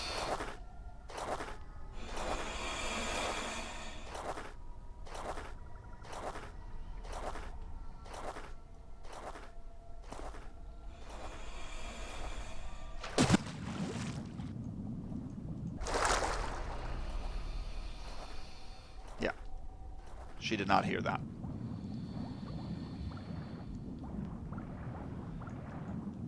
And in order to avoid those things, we have to now make quite a difficult move here. We have to use our healing potion.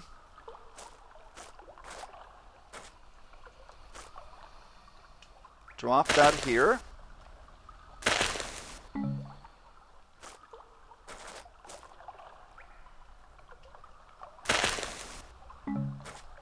Okay, why can't I?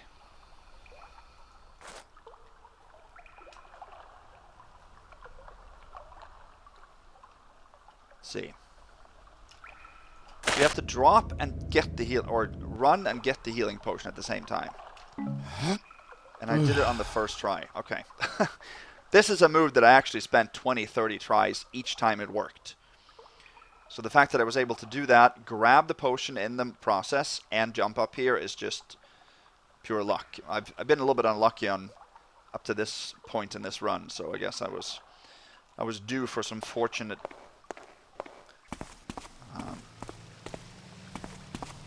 for some fortune my way. So now we can go up here, we can avoid opening that door at the bottom, and we avoid spawning those 2 nymphs. So now we're sort of free to roam here. So in this room, there's actually a secret. One of the last ones I found. If you jump over here, grab a book, you can rope her up there too, and then you can get one of those necklaces again.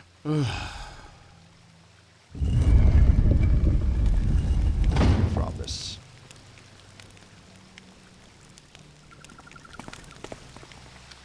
So here's the gates with the key. So yeah, I haven't found a way to skip this one. Don't think there's a way to do that. But in this room there's an artifact. You can get that from below as well. Let me know which of these 4 tombs you like better? I like this one, but they're all pretty cool. The Earth one, last one we did, was the one I found the most confusing, which was pretty obvious when I just played it. Here's a couple of more water arrows, 3 of them, and let's take the key this time, huh?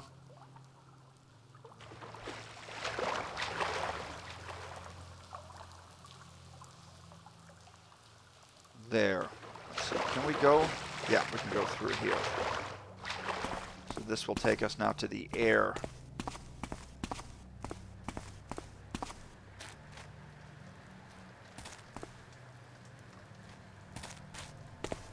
So the air section, right?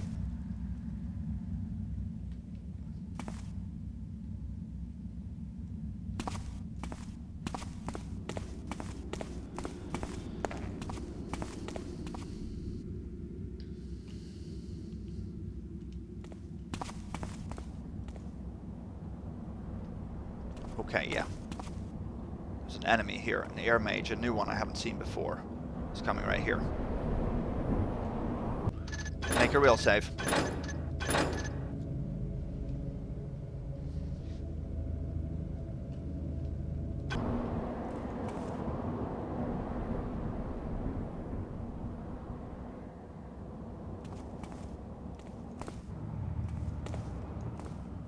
Let's see, there is... Let me show you the section.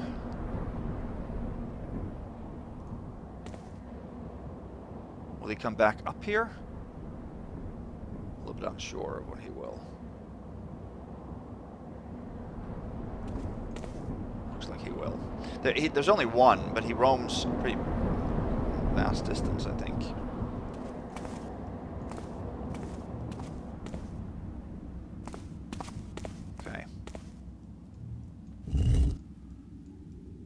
Out here you come back to a broken staircase, so that's the reason why we couldn't go in here from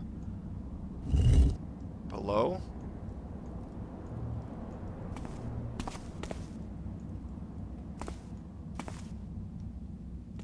Here is an artifact.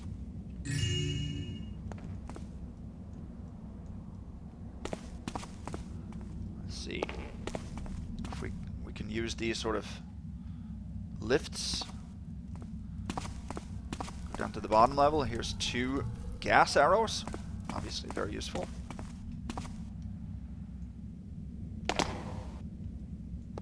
Don't know if I want to do that.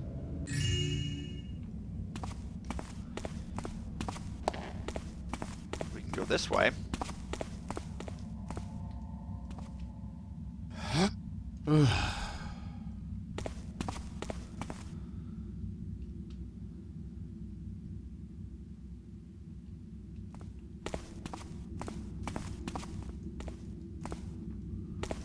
Come up here. Not that way. This way.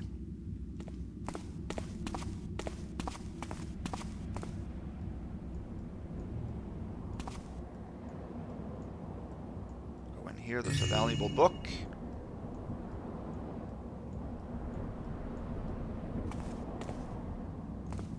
Let's see. I think he comes into that room, so I want to wait here. 2579.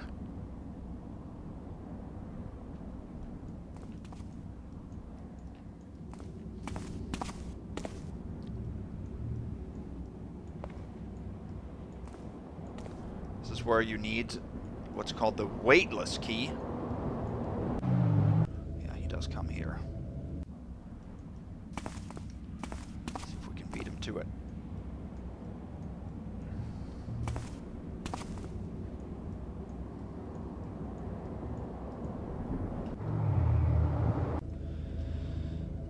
Okay. He saw us, but that's coming from above, so we should be able to do this.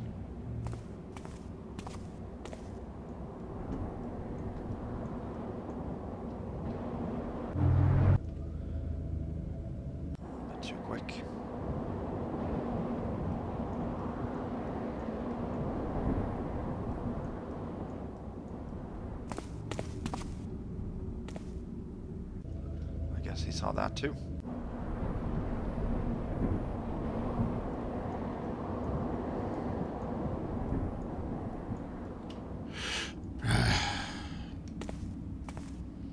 So if we go up here now, climb all the way to the top.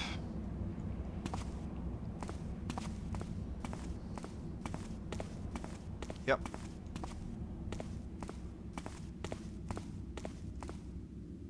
Go through here.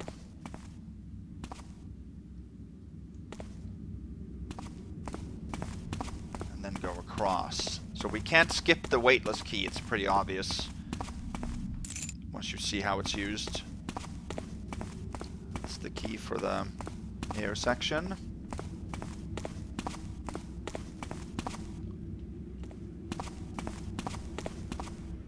Back here, and then you can see that there is something secret up here.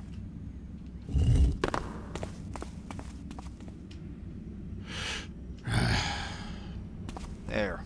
So when you hop in this area, then you hop a much higher than you normally do.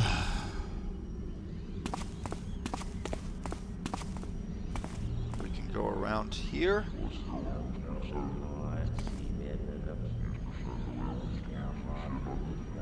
Love the sounds there. And then instead, if we go around the other way, we will come actually to a little secret area. There's another one of those necklaces, 2729. I don't think we can drop here without taking damage, so I'm going to go back.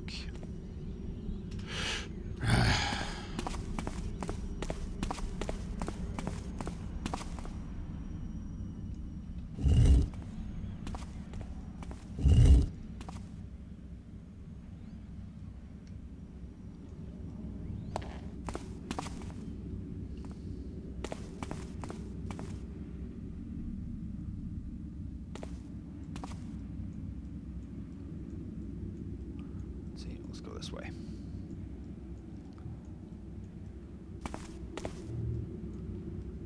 So now we can use the weightless key.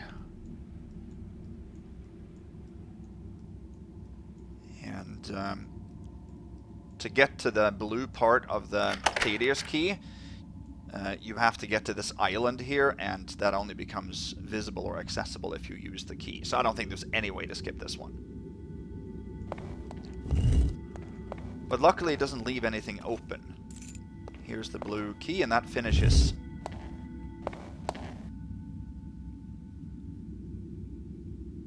the whole assembly.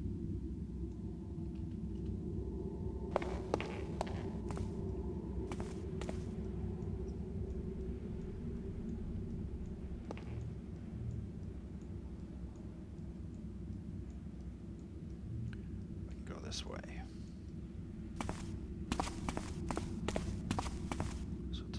Leave this section, we have to go out here.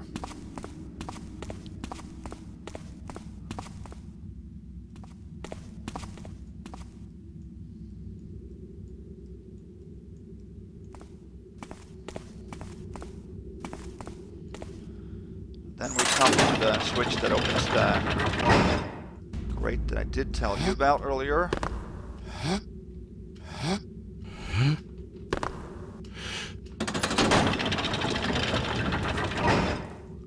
That, come out this way. Alright, so now we have this big round key assembly. And we can use that here. Creates lights, but that's fine. No enemies here to worry about. And here is Teidir's signet. So that finishes this. I don't think there's a way to...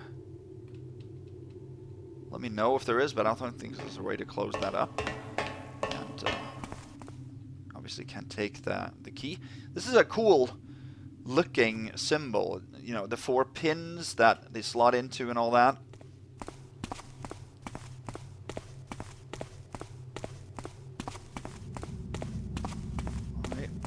then we can head south and look for the tablets.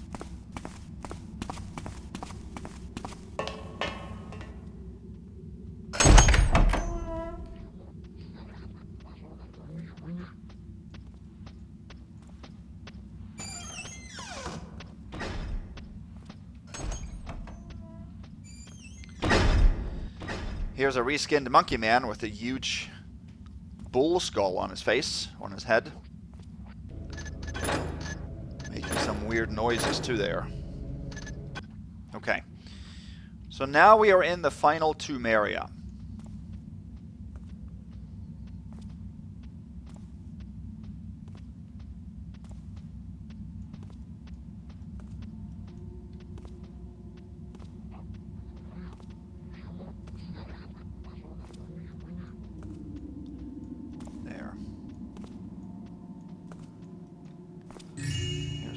Artifacts.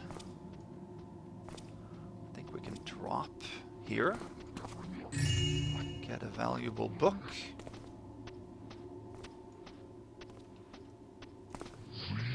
That's an alert. I'm happy I noticed what the alert was.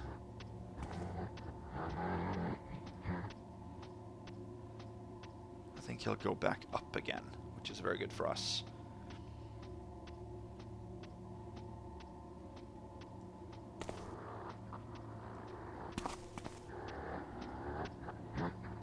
Wait.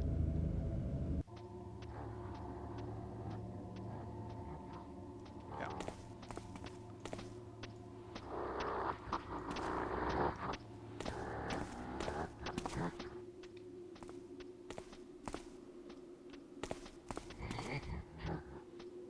So he saw that.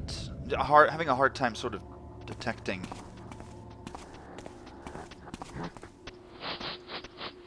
That is an alert for sure.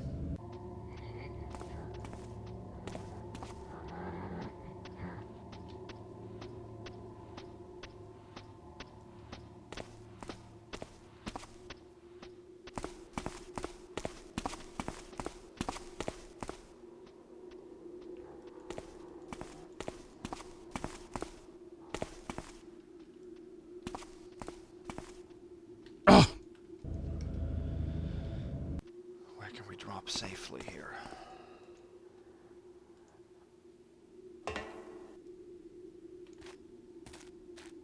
Looks pretty safe.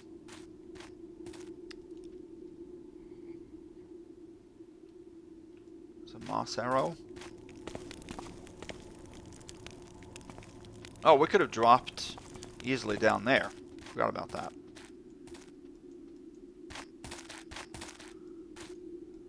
Old pages that don't work for anything. Continue down here. We're going deeper and deeper into the cave system.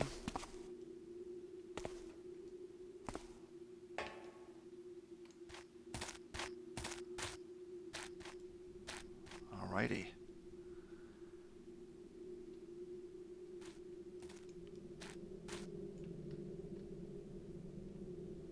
Make a real save. We're coming to the creepiest location in the mission here.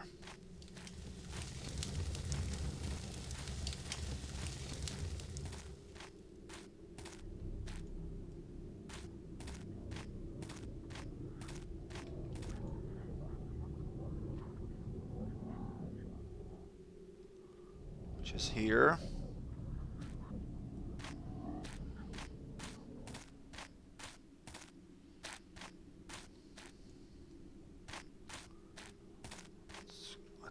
Can we go out this?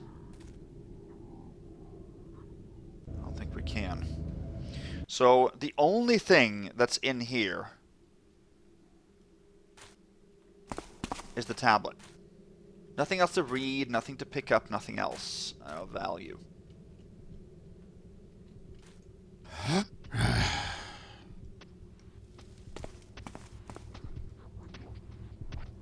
Okay. Sometimes there's a guy in that window there.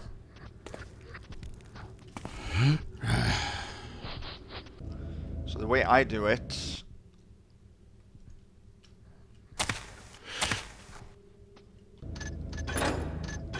Yeah, there's a guy that's gotten stuck inside the window there for me once.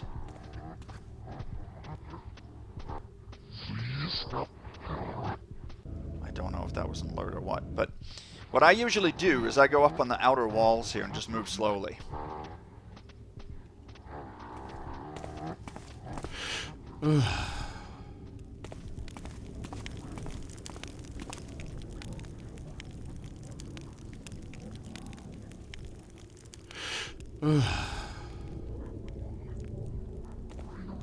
Not that window, that guy moves, yeah, eventually.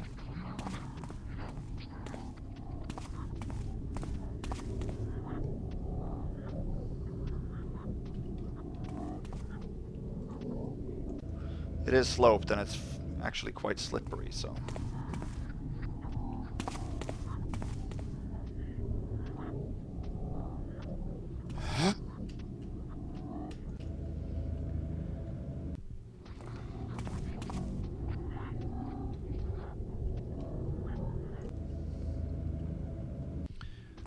If you land on sort of the outer ledge, you're almost impossible to get back up.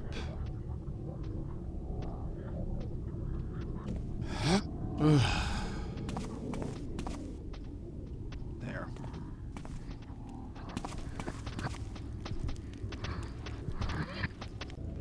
Could have been an alert. I don't know how to tell them apart, really.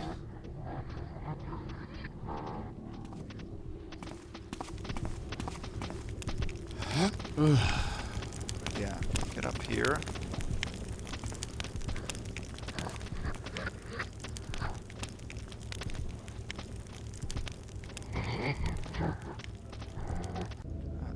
Could be an alert as well.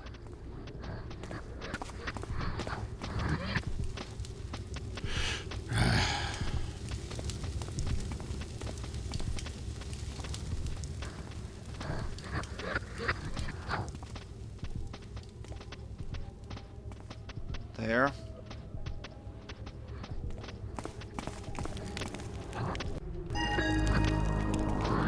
Okay. So that's where it is. The guy that, or this one that moves like a bug beast with the big skull.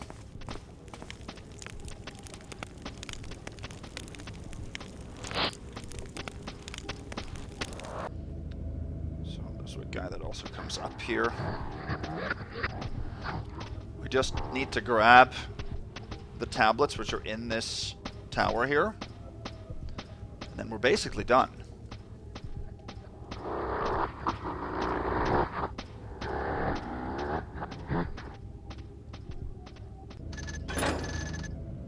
Save again.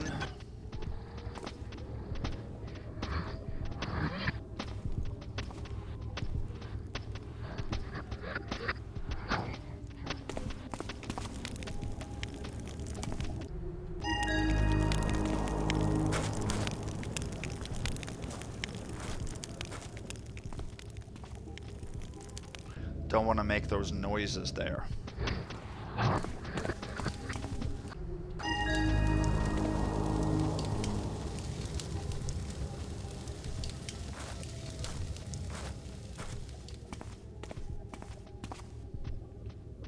There. If we wait here, I think we're actually...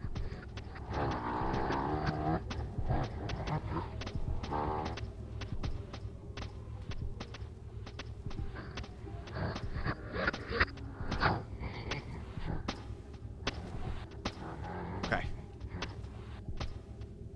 So that checked off the last objective, and you can't really read anything, but these might actually be real letters, just translated, I'm not sure, but here you have it. Now I want to drop down here without... Excellent. Good. No alerts there. Fantastic. Now when we come back, notice that things have changed.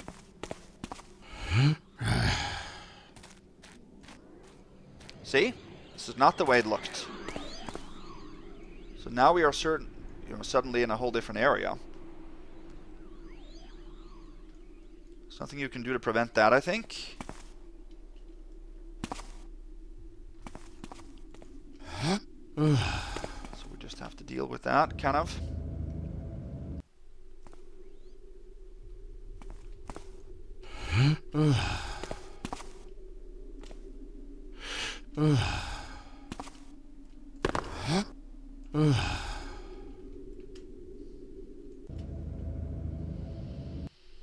Maybe we could instead just move over here.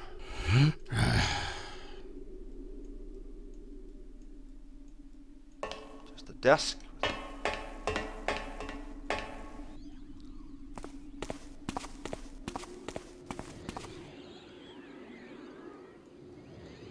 If we move in here.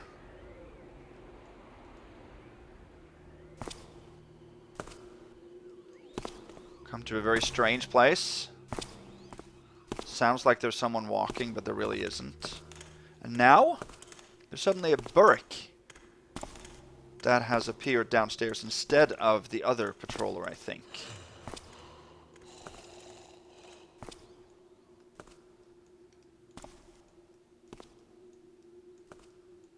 Let's see. Come to this area. Now we have to flip that because we need to go up this way, but there is another piece of loot down here. Silver nugget. 2849. If we go down here, we actually come back down to the main area.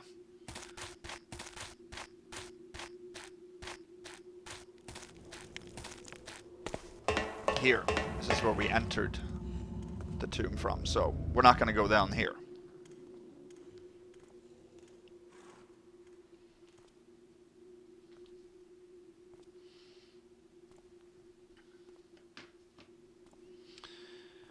So yeah, let's see. No, we're going to go up this way now.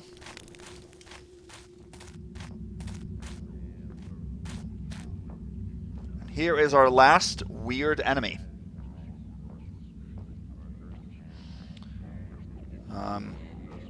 It's a statue. A statue spider, I call it.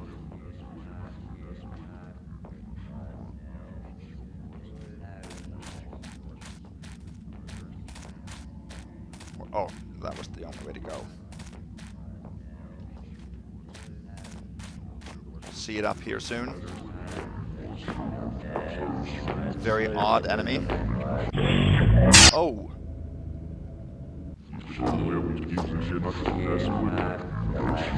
Spider with a bunch of statues on the back.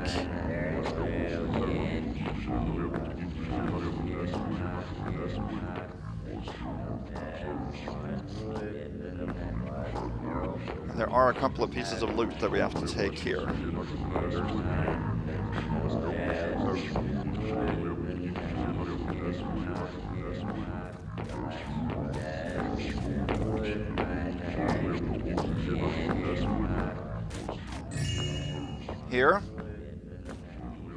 Here's actually a couple of blocks. It's a sort of a trap room, and you can fall down from above. We'll see that soon.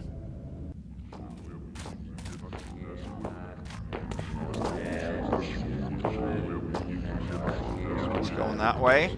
We want to go here.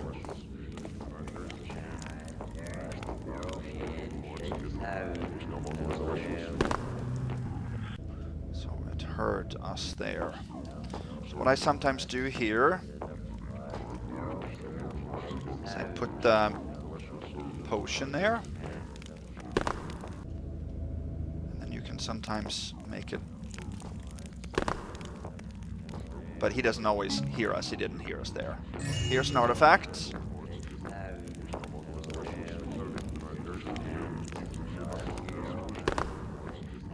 He didn't hear that either.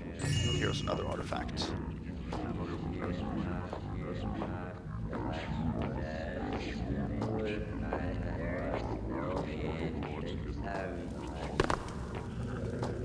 That he heard, so you can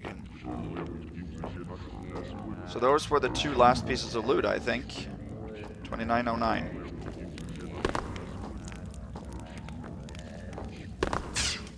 So the reason I'm skipping over these is because they're traps. I didn't say that.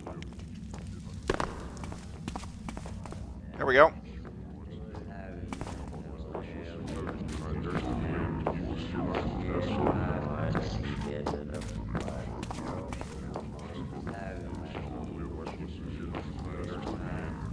Could have just jumped through here, I guess. Took the scenic route.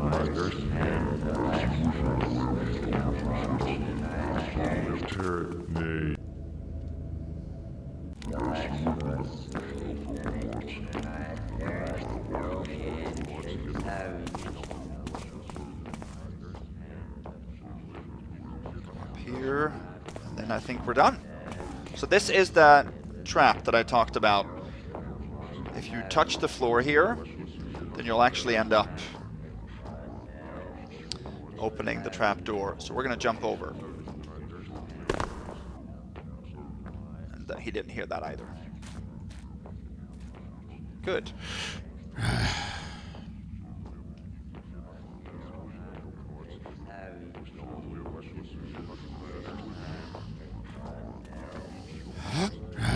There. And now we come through this way. Excuse me, I'm just...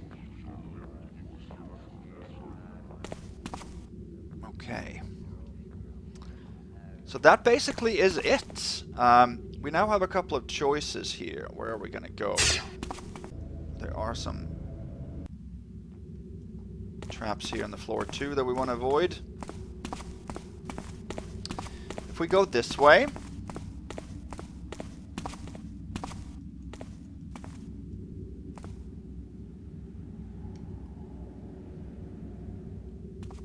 Then we come back here, and we can open this gate to go back to this hub. That's only if you are missing some loot and want to go back and search for that and stuff, but we don't need that. So we are going to leave by going this direction. And this... No, we don't want to do that. We want to make sure that we don't get that noise. Yeah, because that shadow thief is in the area.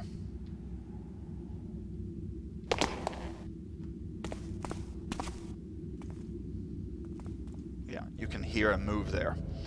So as long as we don't get that clang on the marble there, we're fine. I don't know why I can't... maybe we can try to mantle up this area. I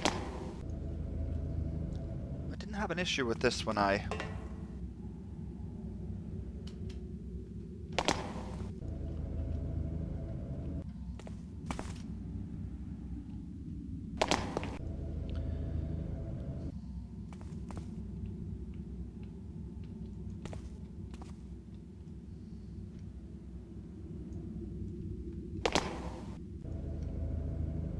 Maybe if we crouch when we go in there, will that help? Yeah, that helps. Okay, good.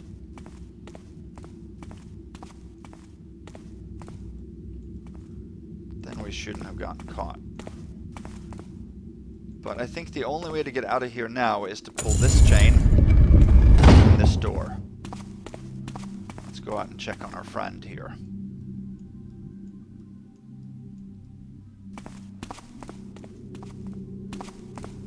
Yeah, he's still positioned the same way. All right.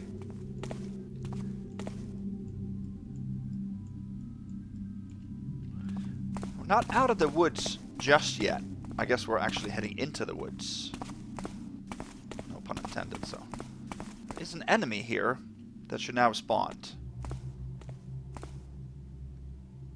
A new enemy. I want to show you him. Or it.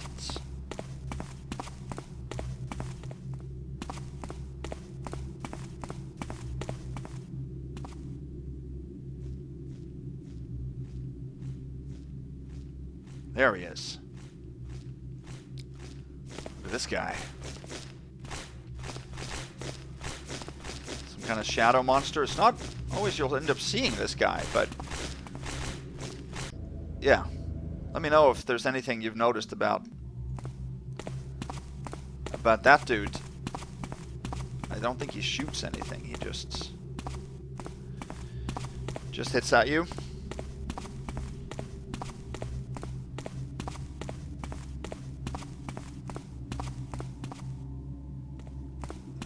But we are done. We are done, so we can leave. And we just have to make our way back.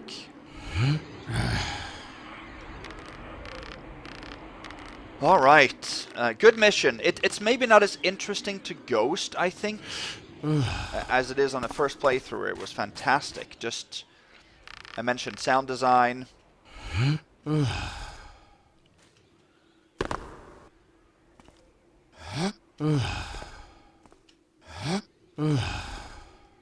But overall, very, very enjoyable and different mission. Unique.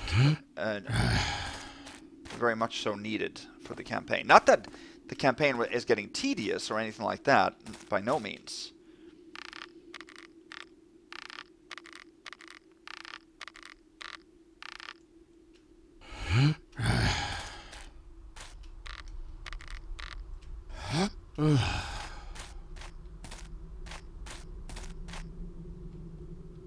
Let me just check my inventory here. Smoke bomb we started with. 2909 is max. Can't drop this back, can we? No. Awesome.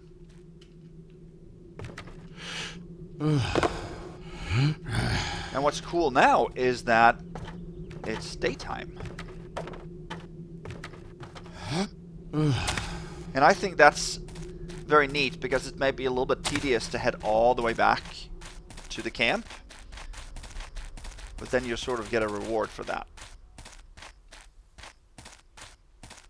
Sort of.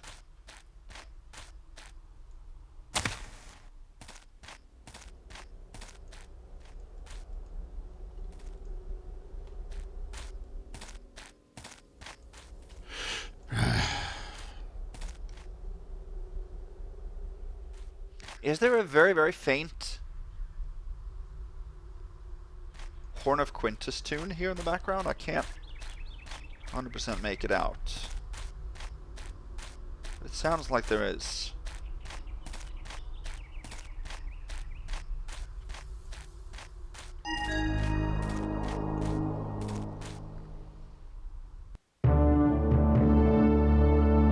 There we go. Excellent.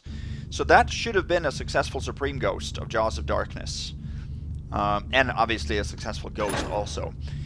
That took 1 hour, 27 minutes, 16 seconds. We found 2909 out of 3259. We skipped 350 loot. We first skipped the scepter in Madnazar's casket in his tomb because that triggered a floor trap. And similarly, we skipped 2 red gems outside the water tomb because that triggered fire traps. Worth 200 total, so that was 350. We didn't pick any locks. There are no locks. There are no pickpockets either. No backstabs, no knockouts, no damage taken or healing taken, nothing and nobody killed. And we've spent 12 hours and 12 minutes and 45 seconds so far on this campaign. Taken 22,157 loot. Awesome. Thanks for joining me, guys. This is a lot of fun. I love this mission. I'll give this a 9 out of 10. It'll probably end up in my top 3, 4, something like that in the whole campaign, and I'll give you my rundown when we're done with mission 10. Next mission is going to be back to Patriot. We're going to do the secret mission, Reanimator, which is a very good one. I enjoy that a lot. Pros and cons for this mission. I love the fact that it's a tomb mission, but it's done in a very different way. It's simplistic in style and in gameplay, but I think that benefits the overall experience, especially for a first playthrough. Sound design, fantastic. Enemy variety, although there are not a lot of enemies, and I think that's actually probably a con. I wish that there had been a few more enemies to make some of the sections a little bit more tense, but this is primarily for a first playthrough that the tension still builds, though. But once you know it, Subsequent playthroughs are a little bit more, not tedious, but not as exciting, I would say. So I think that's the major drawback I have. Some of the loot is devilishly well hidden in these secrets, but you don't have to. The loot goal is very low compared to the total, so you shouldn't have any issues meeting that. So yeah, let me know what you think, what your score is. It's been kind of split in the community. I think either you love it or you don't like it as much. But yeah, the next mission, Arcane Sanctum, I know is many people's very favorite. And I would actually hold the next mission. I haven't ghosted it yet, so I'm not going to say 100%, but it's up there. It's up there among the very best. So we'll see. Hopefully I'll see you guys back for Reanimator, and then after that we're going to do the last 2 missions of this campaign. Will come after Reanimator. So in the meantime, stay safe, guys. Have a good evening. Bye-bye.